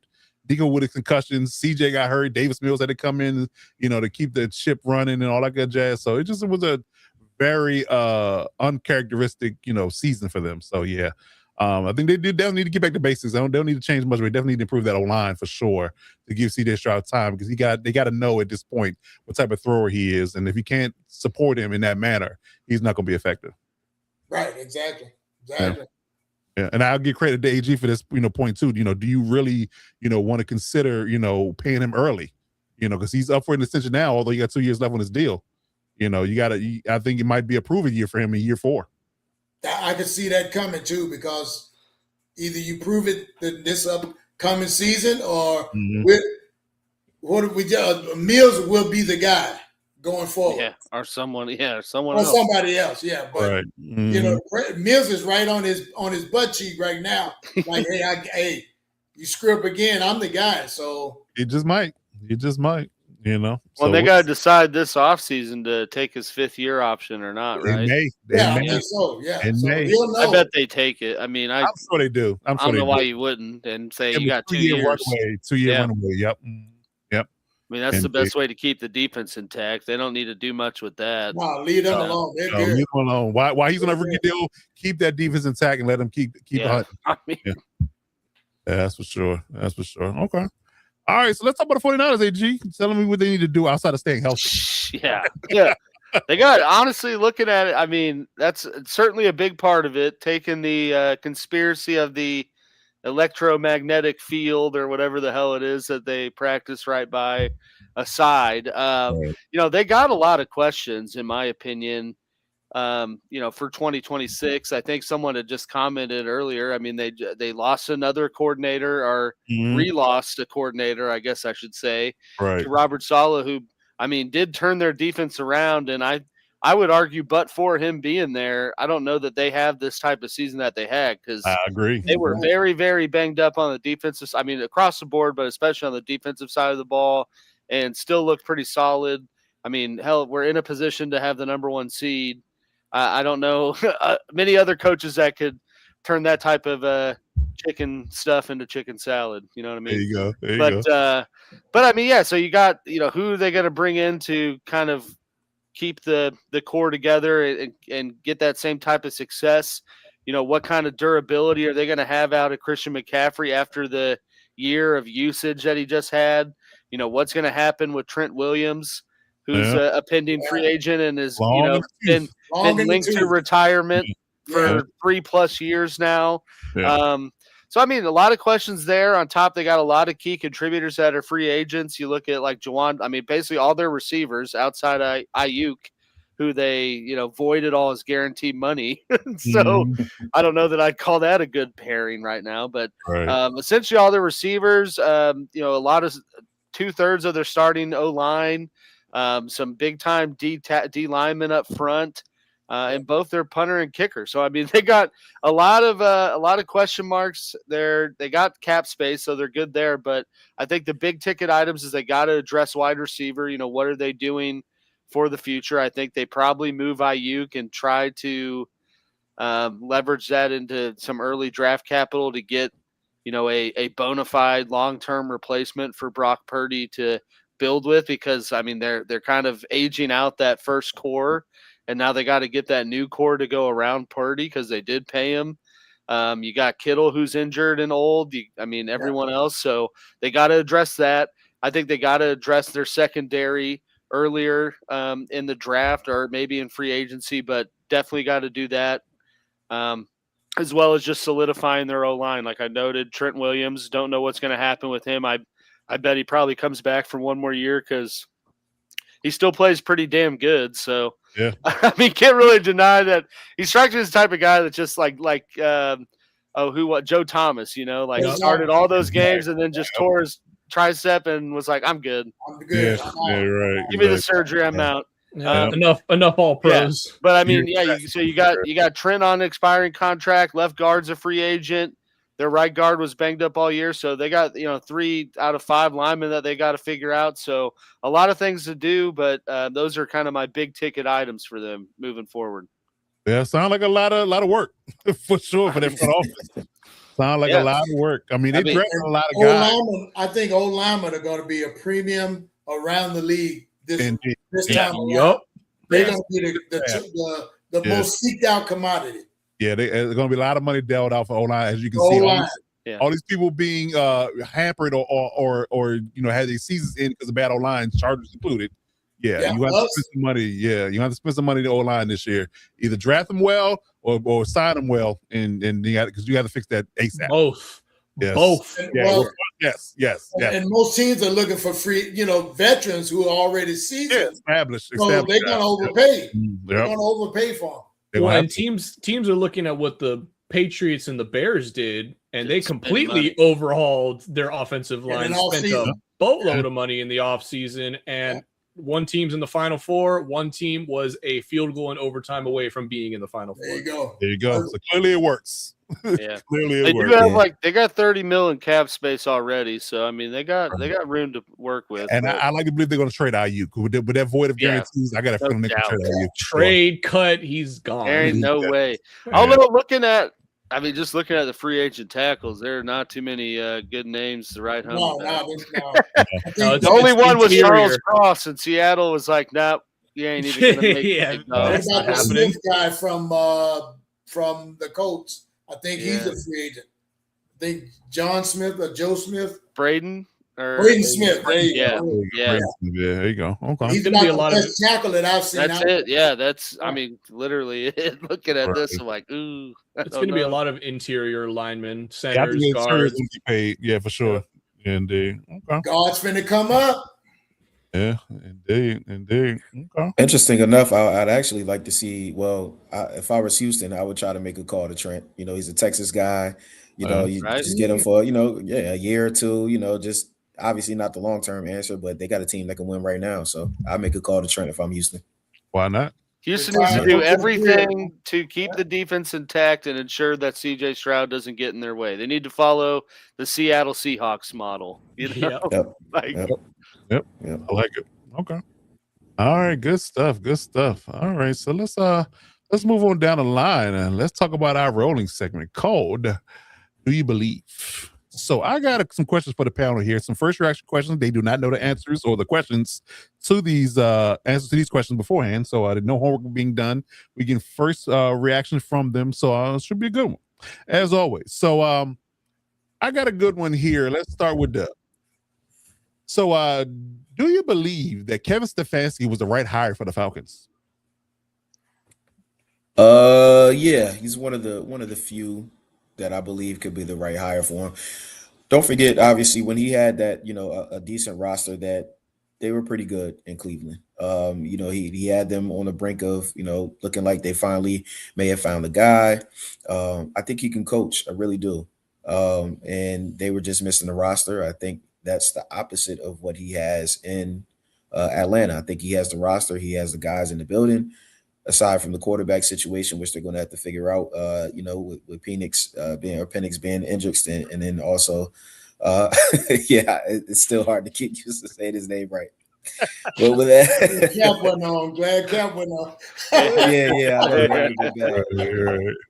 But with Penix being injured and some question marks there, that's something that they got to figure out. But overall, I think that they did make the right move. I like Stefanski there, and I think that they can really make some moves. That it's just a matter of coming through and actually performing and doing what they're supposed to do. But I think Stefanski is a good guy in the building that can make it happen. Yeah. Interesting. Yeah, because David thinks they should have kept Raheem Morris. I know we talked about that before. It's interesting. Yeah, I mean, he turned things around towards the end, and it looked like people were really starting to come around, and I wouldn't have been mad at that. But at the same time, how they lost early on, and even down the stretch, they had some questionable games where they had big leads, and they gave them up. So, I understand the move either way. I would have understood it if he stayed. I can understand it that was gone. But I think Stefanski can be the right guy too. So yeah, I think it's possible. Yeah, and I think that is what Violet brought up at the top of the show. But the fact is Arthur Blank's impatient. He said, "I'm not getting any younger. I'm trying to build a winner now, and I'm going to try to go with the best guys and get me there now. I'm not waiting for a reclamation project. Yeah. We got to get this done now. Especially with having a rookie quarterback, we on a rookie deal. Cousins' deal is getting ready to expire. After them giving him the $100 million, so we got an opportunity here. So we're trying to seize it. Yeah, I agree. Yeah, and I think people forget. Penix is what, 28, 29? 28. He's older. Yes, he is. Yeah, so it's I honestly don't think that he's going to be the guy. And the thing is with older quarterbacks is I feel like he's gotten as good as he's going to get. At 28, 29 years old, he probably should be in his prime. 25, but still pretty old. Oh, he's only 25? 25? Wow. Yeah. Oh, okay. I didn't know that. Okay, yeah, I didn't know. All right, well, in that case, yeah. They got a little bit of time, but with all those injuries, it's not too bad. So yeah, but yeah, that part's aging him faster because he got the knee injuries. So that's aging him faster. 29 and injury years. Right. Absolutely. Maybe more like 35. But funny, not funny. Yeah, yeah, for sure. But yeah, that's not too bad. 25 is not too bad. Okay, all right. So we talked about this guy a little bit earlier, RG.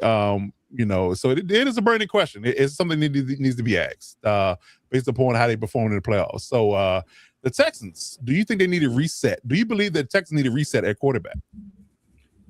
Oh, man.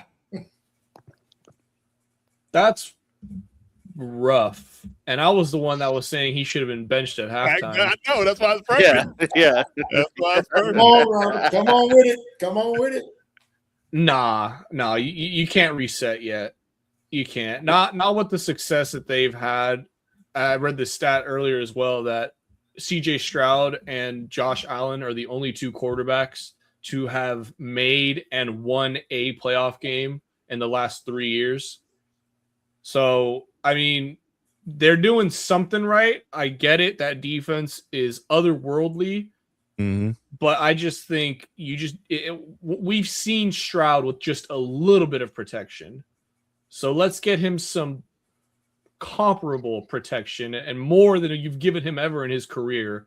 And let's see what he can do. He's got a great number one with Nico, got great 2s and 3s wide receivers, got a great tight end, great running back. I mean, it's just that damn O-line. And the defense, again, we already know about the defense. And legendary. Not enough to be said about it. DeMeco Ryans is a hell of a head coach, and he's got those boys playing. So, yeah, I think you got to ride with Stroud. Pause.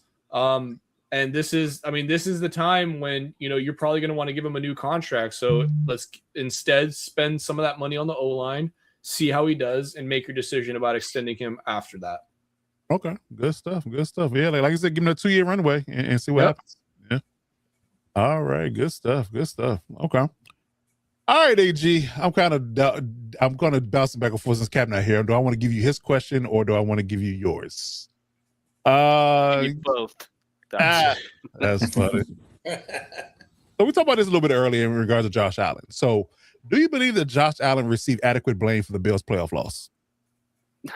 Come on, you should already know my answer to this. That's a big fat hell no. Hell no, he didn't get any blame. I think I was ranting about this the other day in our chat, but yeah, it baffles me how the national media is painting Josh Allen as like, he's untouchable. Like anything he does is gold, and he does no wrong in the outcome of games for his team. Because I know, like we said earlier, like basically every other quarterback in this league goes out and loses a game in that fashion and turns the ball over 4 times. Those are the headlines, Herbert turns the ball over 4 times and lost. Mahomes turns the ball over 4 times and lost. Hurts, Lamar, anyone else. But Josh Allen, you don't see that headline anywhere. It's, the Bills lose an overtime stunner, and then you got like Damian Woody on Get Up, like talking about the defense gave up too many points. I'm like, well, what about the quarterback putting them in shitty situations 4 times in the game? Like we're just glossing over that. So he does not get enough blame for his losses. Matter of fact, he gets too much praise, I think, for the essentially just making it to the playoffs and not really doing much else outside of that. Maybe advancing 1 round, but the way he is viewed is like he's won a Super Bowl, 1 to multiple times, and that's just not the case. So yeah, he needs to get more blame for how his seasons end. Agreed. Okay, good to piggyback on that, you remember when Jim Kelly was playing in those 4 Super Bowls? Yep. They crushed him in the media, put it all on him, and of course the kicker. Yeah. But with that T-gun offense they were running, nobody was supposed to keep up with him. Okay, good stuff. Okay. All right, Violator. This is going to be a good one, and I don't think you're going to see this one coming. But I'm gonna give you the to tell me how you feel about this. So there are rumblings that the Raiders are looking to make a splash at quarterback, and they seem to think Tom Brady is at the helm of this. So, do you believe that the Raiders will make a play for Lamar Jackson? No. I don't know who put that shit out there, but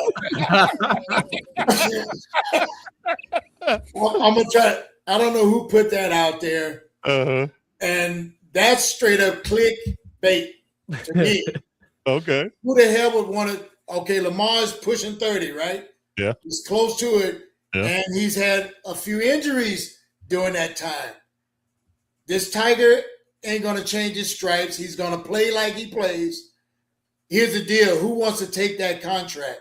And even with our 103 or whatever million we got, we need to focus on big uglies and get this young QB and put some guys around him and let him do his thing, man. Right. That's reaching for low-hanging fruit, and it gets a buzz because I've seen it all freaking day and yesterday, and I'm like, who the hell? I was I wanted to be violated. I did. Oh yeah, but anyway, no, hell no. Okay. Yeah. It's crazy too because I've also seen, Joe Burrow. They're going to trade for Joe. Yeah, trade for Joe Burrow. It's like every month there's some new quarterback they're trading for, and I agree with you. Like, why would you trade for the 200? It's like having the Ferrari parked out in front. Not to offend you, but parked out in front of the trailer park. Like, why would you get the $250 million quarterback and not have people to block for him? That's just a bad investment. And but it reeks of desperation to me. Mm-hmm. It's like build your own. Quit going through retread after retread. Between the 3 of those guys, and I'm including the owner, somebody's got to have some common sense. There you go. Okay. So, all right, good stuff. Hell no to Jackson. Okay. All right. Okay. Fair enough. No way I'm paying. Yeah. Now his contract is due for renegotiation because he's a high cap hit. So the Ravens want to renegotiate it and get the cap number down. But yeah, at this point, y'all will be taking on about $50 million of his contract to be traded for him. Right. And he's gonna want to get more than Dak. Dak's getting what, 60 right now? Yeah. A year?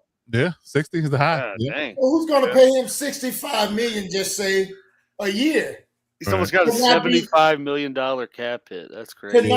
Right, and to not be healthy the whole season. His those injuries are catching up with him, and you can see it. So he's losing that little magic runaround like he has. He don't do that too much anymore. Yeah. So no, hell no. That's a good one. Okay, Josh Allen gonna be the Dan Marino. Oh, this would get. That's fair. It's weird. Tyree said earlier too, like, you know, they just hype up certain quarterbacks, and it's like I said to you, Coach. It's like the NFL's so desperate for that next, you know, Brady versus Manning type saga that they keep trying to like make a quarterback, you know, make two quarterbacks that, and it's just the way that they're reported. Yeah. It's because even like Joe Burrow, it's like he gets so much crazy hype for really only being in the playoffs once and going on a crazy run and to the Super Bowl, to their credit, but they didn't win. But then it's like every year since then, it's like, man, no Burrow in the playoffs. There's no excuse now. And I'm like, what the fuck are you talking about? They've only been in there once. Like, I think Josh, you know, they say they don't pay attention to social media. BS. I agree. I think that pressure that just seeps in like a weak foundation. I think that pressure is on him, and the whole Superman thing. Like I say, he's got holes in that cape, man. He needs to take that to the laundry and get it sewed up, man. That part, yeah, indeed. All right, good stuff. All right, RJ, you got anything for me? I got a little something. Coach. A little something. All right. So, obviously, our question last week about are we going to see for the first time a all wild card Super Bowl matchup did not come to fruition. We have a 1 and 2 seed matchup in the AFC with the Broncos and the Patriots. So, gonna hone in on. Yeah, damn it, Bills. Gonna hone in on that matchup here. Do you believe there is a chance Jared Stidham outplays Drake May? Ooh. Hey. Ooh. Yeah. That gave me chills, man. Ooh. That's a good one. What?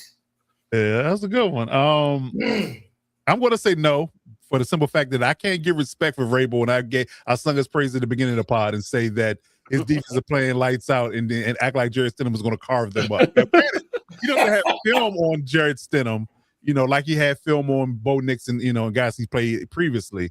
So he's very limited. But again, Jared Stidham is a backup for a reason. You know, so I would argue that although Sean Payton is a hell of a coach, I mean, I give credit where credit's due. Super Bowl winning, great play caller. You know, the Denver smashed that signing with getting him a couple years ago. But it's, you know, but ain't so much milk you gonna get out of that old cow. That's just what I'm gonna say. Ain't so much milk gonna get out of that old cow. I think he'll play well. I think it'll be a competitive game. I think he'll try to keep him in at least in the first half. But I think that between Drake May's you know, MVP like play, that defense is just really confusing the hell out of everybody that they've played in his last few weeks. I think that, you know, the cream will rise to the top at the end and say that they're going to end up winning this game. You know, especially if they can force a turnover or two from Stidham, then it could get ugly. So yeah, I'm going to say Drake May is going to be the better quarterback in this matchup. Yeah. All right. Good ass. Yeah. Indeed. But speaking of matchups, let's talk about it, man. Let's get into our predictions here. So we're gonna get into our cover forecast, our predictions for the week. So we got the conference title games coming up here. Both games on Sunday here. So we got the two matchups, you know, for the weekend here. So let's get our playoff predictions out. Let's talk about who we think is going to win in this matchup. Here's the bracket here. So we clearly got the Patriots and the Broncos and the Seahawks and the Rams in that trilogy. Two. You know, I've risked, you know, for at least for the sake of competitiveness, I kind of wish both niggas was playing in this matchup. But you know, it is what it is. But yeah, so let's go around the room and get our predictions on and see who wins what. Let's go first. Or let's start with AG. So let's start with the Seahawks and Rams matchup. Who do you think wins and why? It's tough because the wild card component to it is that it's the third time that these teams have played divisional opponents and they split in the regular season, right? But they were close games, so I have no doubts that this is going to be another, version of that type of game. But I think in the long run, the Rams win, and just have the veteran presence and the awareness. Situational awareness in the game to, make the plays that need to be done at the end to win. So I'm going with the Rams. Wow. Okay. That's interesting. Tyree said, he said the Patriots won the Super Bowl. Okay. All right. We'll see. But that'd be interesting. I think we talked about the MVP versus MVP in Super Bowl. That'd be an interesting headline. I'd imagine the NFL wants the Patriots in the Super Bowl at this point. They don't want Jarrett Stidham. They don't want Jarrett Stidham. I, for one, would welcome the Broncos making it with Stidham, because then you could say to all the Broncos fans that give Bo Nix praise, like, well, no, Stidham did it. So, I mean, he ain't that good. Yeah, indeed. Okay. All right, Violet, who you got in this matchup between the Rams and the Seahawks? I got the Rams, and I'm going to use coaching as my excuse or my reason. Okay. I think also that defense, you saw what they did to Caleb as far as frustrating him. And Seattle's quarterback is not as mobile and not as accurate, so I think they're really going to cue on making him uncomfortable early and kind of setting the tone in that fashion. The Rams, like I said, are pretty much fully healthy, and I just see Stafford having a repeat of last week's game, but on a higher level, because it'll be cool in Seattle compared to Chicago. That's for sure. I think Stafford's going to light it up. Yeah. Okay. And he's played there, several times. And he's played there. Not like the 12th man's going to make that big of an impact. He's going to shut him up. And you know how when you go in a person's den, you want to shut that crowd up. That's the whole thing. Shut them up. So right now the forecast is a 39 degree high with a chance of rain, 54% chance of rain. Oh, rain! Ooh, damn. In Seattle. So yeah, 26 degrees in Denver. By the way, clear though. Clear. That's warm for New England, though. That's yeah, really. Yeah, based on how they play in Foxborough, that's for sure. Okay. All right, Dale, who you got in this matchup, Rams and Seahawks? I got the Rams. Going to be a great game. I think low scoring, actually, because the two teams know each other pretty well. I think because and really the reason why I'm going with the Rams is obviously, number one, veteran presence. I think that kind of, I don't want to say evens out, but that kind of definitely levels the playing field a little bit with the 12th man. I'm looking for, like I mentioned before, the defensive line versus offensive line. Rams defensive line versus Seattle's offensive line is really going to be, to me, where the game is going to be decided. And really it comes down to the quarterbacks and the coaching. And I give both of those edges slightly to the Rams. So I think the Rams are going to pull it out and represent the NFC. Okay. Yeah. All right, RG, who you got? Clean slate here, man. I'm going with the Rams. I just think it's meant to be for them this season. This is the sort of nice bow on top of Matthew Stafford's career. He's going to walk off. I'm not saying he's going to retire this year, but he's going to end it with a MVP and a Super Bowl MVP. I just think it's all aligning for them, going with a quarterback with more experience. Seattle, it's been a great season. You got a bright future ahead of you. I just think it's the Rams' time right now. And Matthew Stafford's ultimately going to cement himself as a first ballot Hall of Fame quarterback. Yeah. I like it. Well, 2 Super Bowls, hard to argue. 2 Super Bowls, an MVP. Yeah. MVP late in the career too. Yeah. It's hard and if he gets that Super Bowl MVP, it's a wrap. Yeah. And has had thrown to 3 different record-breaking receivers. So, I mean, definitely a part of the equation in that, for sure. For sure. Definitely that. Yeah, he went from Calvin Johnston to Cooper Kupp had his crazy year. Yeah, that's crazy. And he still got Devontae. Yeah, and those tight ends. And he had Amon-Ra, I guess, for like a year or two. Yeah, maybe. Yeah. Not bad at all. Well, y'all know my preseason pick was the Rams, so Yep. you know what I'm rolling with. I'm just hoping that we don't jinx it, because since we all on the Rams, we ain't jinxing it and putting the juju on them. But yeah, I'm riding with my boys. The Bills let me down last week because they were supposed to be in it with them, but yeah, we're gonna ride with the Rams all day. I will say, man, if the Seahawks made it, it's only because the new pope was elected. That's funny. Here. That's Look funny. it up. Yeah. Fun fact. History repeats itself. I'm Fun just saying. fact. Yes, indeed. Okay. All right, so let's talk about the AFC matchup.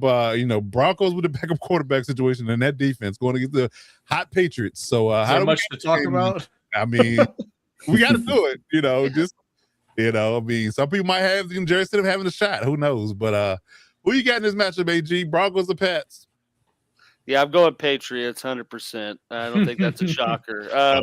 But one thing I will say is, and I think is kind of being overlooked, being a divisional opponent, I've watched a lot of the Broncos games, obviously hoping that they lose and watch them pull it out in the end. But I think a big factor to a lot of their success in those moments is Bo Nix's mobility. And Jared Stidham does not bring that type of quarterbacking to the table. So I'm this is going to be a very different type of Broncos offense that I don't think is going to be able to put it all together in such short notice.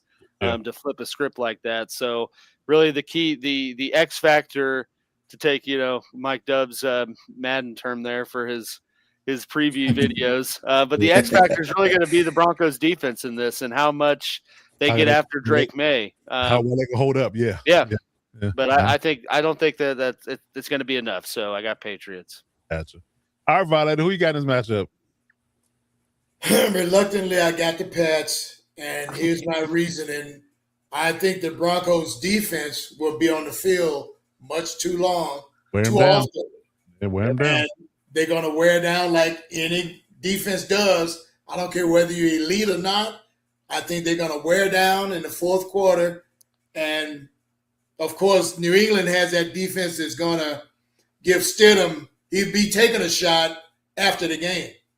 Yeah, good point. So, all right, Dub, who you got, Pats or Broncos? Got the Pats. Same as everybody else. I think it's a tough ask for Stidham to come in and do it on this short notice.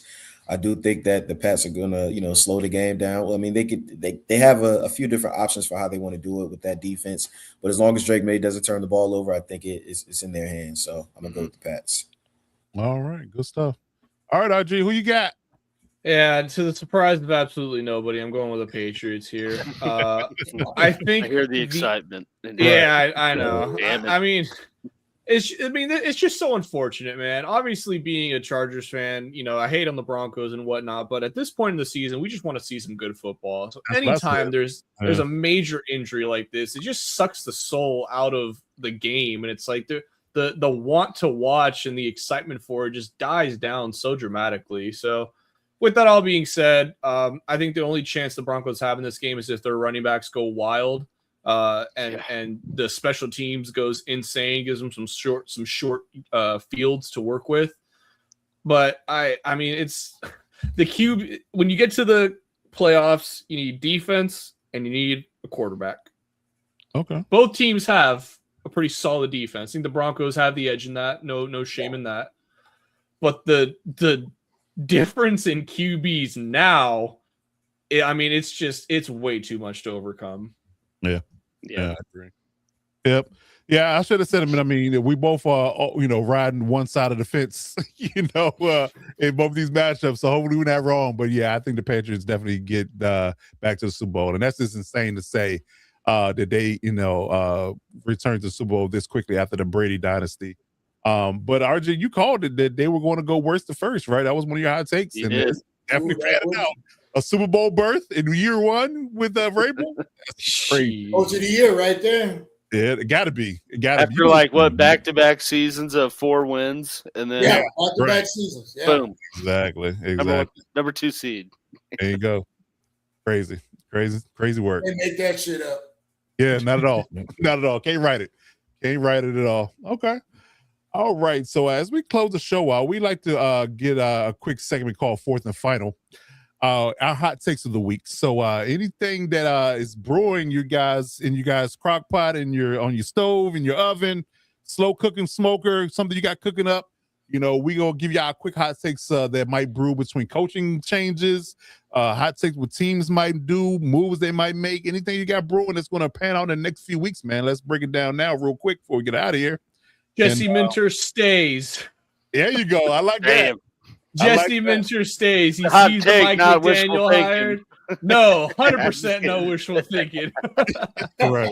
Hey, No, both. but- It's both. It's a hot Yeah. take. Yeah, it's both. It's a No, hybrid take. To give some actual reasoning for it, I think he sees the offensive coordinator hire and he's like, okay, finally I have a worthy adversary to challenge, to challenge this defense with iron sharpens iron. So I really think, if Minter's like, you know what, obviously been with Harbaugh, that's my dude. We're bringing in an offensive guru who made fucking Tua throw for 5,000 yards. So if that could happen, who knows what he's going to do with our QB. So I really do think Minter and, maybe a little monetary a little bump in salary, a little bump swaying. A little bump in the salary. I think it would be in the best interest of all parties if he stayed. And I would add context to that. I would say this: if the Ravens or Steelers do not offer him the job, and I got to take on the Steelers again, that I'm going to reiterate that those two jobs aren't his or offered to him, I would stay. Oh, that's what I was going to say. I was going to say I think he would stay if jobs like the Ravens, Steelers, or Bills weren't open, because any other cycle, you're not going to have a franchise with that type of stability looking for a coach. You're going to be looking. It's going to be your Arizonas or the Jets, your Tennessee, or So to be frank, So I mean, I get the allure of like taking the Ben Johnson approach of like doing interviews a few times and finding the right fit, but I don't know if there's ever going to be another time, top tier availability like there is. That's why I put the caveat on it. If you don't offer me Josh Allen, Lamar Jackson, or the Steelers stability, then I'm going to pass and pick a job that I really want. When time comes, that kind of thing. But it's some merit to that. And like I said, the Steelers job, and I'm still here. I broke the hot take 2 weeks ago, and I'm going to double down on the fact that Brian Flores is like going to be the Steelers head coach, because not only he got an endorsement from Tomlin, they've interviewed him I think twice now. So I would like to argue that he's going to be the next head coach for the Steelers, and he's going to be there for a while. So I think that that's happening. So that leaves the Bills and the Ravens, Bills and the Ravens job, and they don't offer the mentor. And it's funny to me because I feel like he hasn't been in the talking points of those two teams, but of others. Like the Raiders interviewed him twice, and a few other teams. The Browns are interviewing him this Thursday. Right. Who the hell wanted that job over the Chargers gig? No. So I think that he pulls the Ben Johnson if the Ravens or Bills don't come calling, in my opinion. Okay. All right. Any other things? Any other hot takes? Oh, the Raiders land McDermott. That's a good one, Kukev. That'd be a great hire for them. That's not bad. That's not bad. Yeah, that's not bad. I mean, hell, you again will go down as being the most well-coached division in the league for sure. Oh, yeah. The Raiders just need to not screw this hire up, and this division will regardless go down as one of the best coached divisions. Absolutely. Yeah. Don't screw up the first overall pick, and don't screw up the coach. Don't trade that and get the right coach. But see, I think the Raiders, if they truly are taking Mendoza, they got to go offensive coach. Yes. Offensive-minded head coach. Joe Brady. I said Joe Brady. Although now that McDermott's gone, that ship might be sailing. He might want to stay. My prediction was the Rams OC. We'll see. That's LaFleur. Mike. Oh, okay. But Violet, didn't you want Dayball? Didn't you want Dayball as your head coach or your OC? Which one? I'd rather have Kubiak personally to develop a young quarterback. I like that. I like Dayball's mentality, that grit that he brings. Yeah. But I don't think he might get lured back to Buffalo. All right, cool. Kev, don't get banned. He might get lured back to Buffalo. Cool, Kev. I need you to slide me what you're smoking, my guy. I'm saying that's not happening. He just wants him. Hey, the Raiders fans like to dream about opposing teams' best players coming. Like 2 years ago, it was Chris Jones is going to get whatever he wants to come to the Raiders. I'm like, he's not going there, guys. That's not happening. That's not happening. You have to look at it like this, AG. You have fans that have different levels of football IQ, and some are strictly social media fans, so they don't really know shit. It's just whatever names they see. Yeah, they take Cool a Kev ain't one of those fans. We ain't saying you're one of those. I'm just I know, but I know what you mean, Violator. I deal with them all the time, and it's just like, what? Please, man. Relax. You even watch the game. Like, Chiefs fans, we got a lot of new fans that definitely don't know football, and it's like all year you see we need to fire Andy Reid. I'm like, huh? What the hell are you saying? Right. You talk about hot takes. That's where I get all the right. Yeah. Get away, man. Get away. Get out of here, man. You could just read off that for the segment, Violator. You'd be good. Well, I'm just saying, but yeah, we could do that when the season starts, but they're never satisfied with anything. Or they're always split on whatever you put on the table. That's for sure. That's for sure. Okay. That's called dysfunctionality, but it is what it is. It's toxic. Toxic. Toxicity. There you go. Okay, good stuff. Good stuff. All right. So, any other hot takes we got on the stove before we get out of here? Come on, Rock. Drop the mic. He already dropped one. I dropped one. Yeah, it's gotta be Mike. I had one, but I didn't want to. It kind of goes directly against yours, Coach, because I had a feeling the Steelers were going to hire McCarthy to keep Rodgers happy for 1 year. That is a hot talk, though. Yeah, I'm seeing some buzz. I'm just saying. I'm not saying it'd be the right move, but no, it's not. It's definitely not, because McCarthy is definitely not a spring chicken. That's for sure. No. My other hot take for my team is that the Kansas City Chiefs are trading Trent McDuffie this offseason. Wow. Okay. For a first-round pick. I don't know if you're getting a first back for him. But you might. I think they will. You probably get a second. He's an all-pro, three-time all-pro corner. Is he paid? You guys paid him? No, that's why he's going to be traded. Okay. Yeah, that makes sense then. What about the enemy coming back? I saw something about that today. Yeah, they hired him OC, which I think is funny because all the reports were they were fully expecting Nagy to get a head coach job, which I would assume would have been the Titans job, which he obviously didn't get. Yeah. So but they've already hired Bieniemy. So I saw someone put I think it should be a red flag to a lot of teams how quickly the Chiefs moved on from Nagy. Right, it should. Probably should. I think Arizona's not going to listen. No. Wow. There you go. That's a hot take. Arizona will take Arizona. Oh boy. I mean, hell, they're interviewing Arthur Smith. I'm like, yeah, they have no idea. Their owners threw find me the cheapest MFer you can get. Real talk. That's got some offensive background. Now. Yeah. They said, call Harbaugh. He said he wants $20 million. Huh? No. I need you to find me a coach for 2. Make it happen. Oh, man. Shit. I think you broke Coach. It's like that scene in Moneyball, They're like, hey, Michael Bidwell, this is Matt Nagy. Oh, he's a terrible head coach, derailed the Bears, but he's only going to cost $1.5 million. Yeah. My God, sign him. Oh, shit. That's a good one. Hey, but you think about it. We just talked about owners that are desperate because of their ages. And then you got organizations that are just cheap. Yeah. So, Bengals. Yeah, the Cardinals. Yeah, Cardinals. Meanwhile, the Bengals are sitting there with Zach Taylor just watching all this head coaching chaos unfold. Probably wondering, am I next? He's the only coach left in the freaking the longest tenured one. It's like watching their pet rock trying to race. It's like, you got this, Rocky. You'll get there eventually. Come on. Yeah. I believe in you. Let's go. They're at the end of the line. Come on, Zach. You can do it. Right here. Oh, man. Oh, shit. Hey, Cool Cav, you're right. That's why I don't believe that Rodgers stuff, because McCarthy and Aaron don't get along. I think it's a love-hate, more hate relationship with them two, for sure. That's why they moved on from McCarthy in the first place and got LaFleur. So, yeah, I don't think that's happening. Yeah. That's true. All right.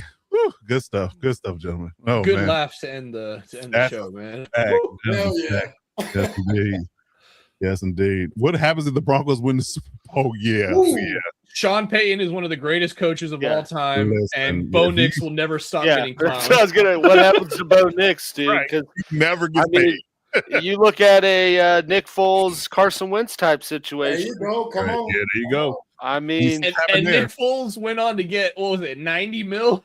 Right. something from Jacksonville. Completely Yeah, shit the bed after that. yeah. Yeah. You knew by the first pass that was a bad investment. I think he threw a pick. If I'm being honest, I think it was a pick. It might have been It's a like, pick six. here we go, Nick Foles. Ah, shit, we did it again. And it's gone. Oh man, y'all on fire today. Y'all are on fire today. All right, we're not gonna hold y'all any longer, although we have a great comedic relief here for you guys at the end of the show. Oh man, so yes, if you're looking for the hit squad and need fast and need place, need time for Commanders, Chiefs, or Chargers news, please hit these guys up. Mike Dub is our Commanders insider. Alex, the real AG, is the Chiefs insider, and Young RG Robert Garcia is the Chargers insider. So hit them up on their Twitter accounts or their Instagram if they have them. Please follow them on their socials. All right, and if you're looking for the NFL Nation live crew, Ref Guru for any referee questions, Violator is the Raiders super fan, or Captain Jack Rackham, who is not here tonight but here with us in spirit. Hit those guys up on Twitter. Y'all have Twitter accounts. Captain Jack Rackham has a YouTube and an Instagram account. So hit them guys up if you have any Raiders questions or any NFL questions in general. They'll be glad to help you out. If you're looking for the Lockdown Defense Sports Network, any fast, any time, any place, we're on pretty much all popular social media platforms: Twitter, Instagram, TikTok, Twitch, YouTube. Please hit that subscribe button on the YouTube channel. The YouTube algorithm know we're doing big things out here. We appreciate that support. So hit us up in our socials. Please follow us on all our medias and get updates each and every day on our progress and what we're doing with the channel and with the network. So hit us up there. And if you're looking for our subsidiary channel, the Electric Shock Podcast, our Chargers only podcast channel, we're on all platforms as well, Electric Shock Pod.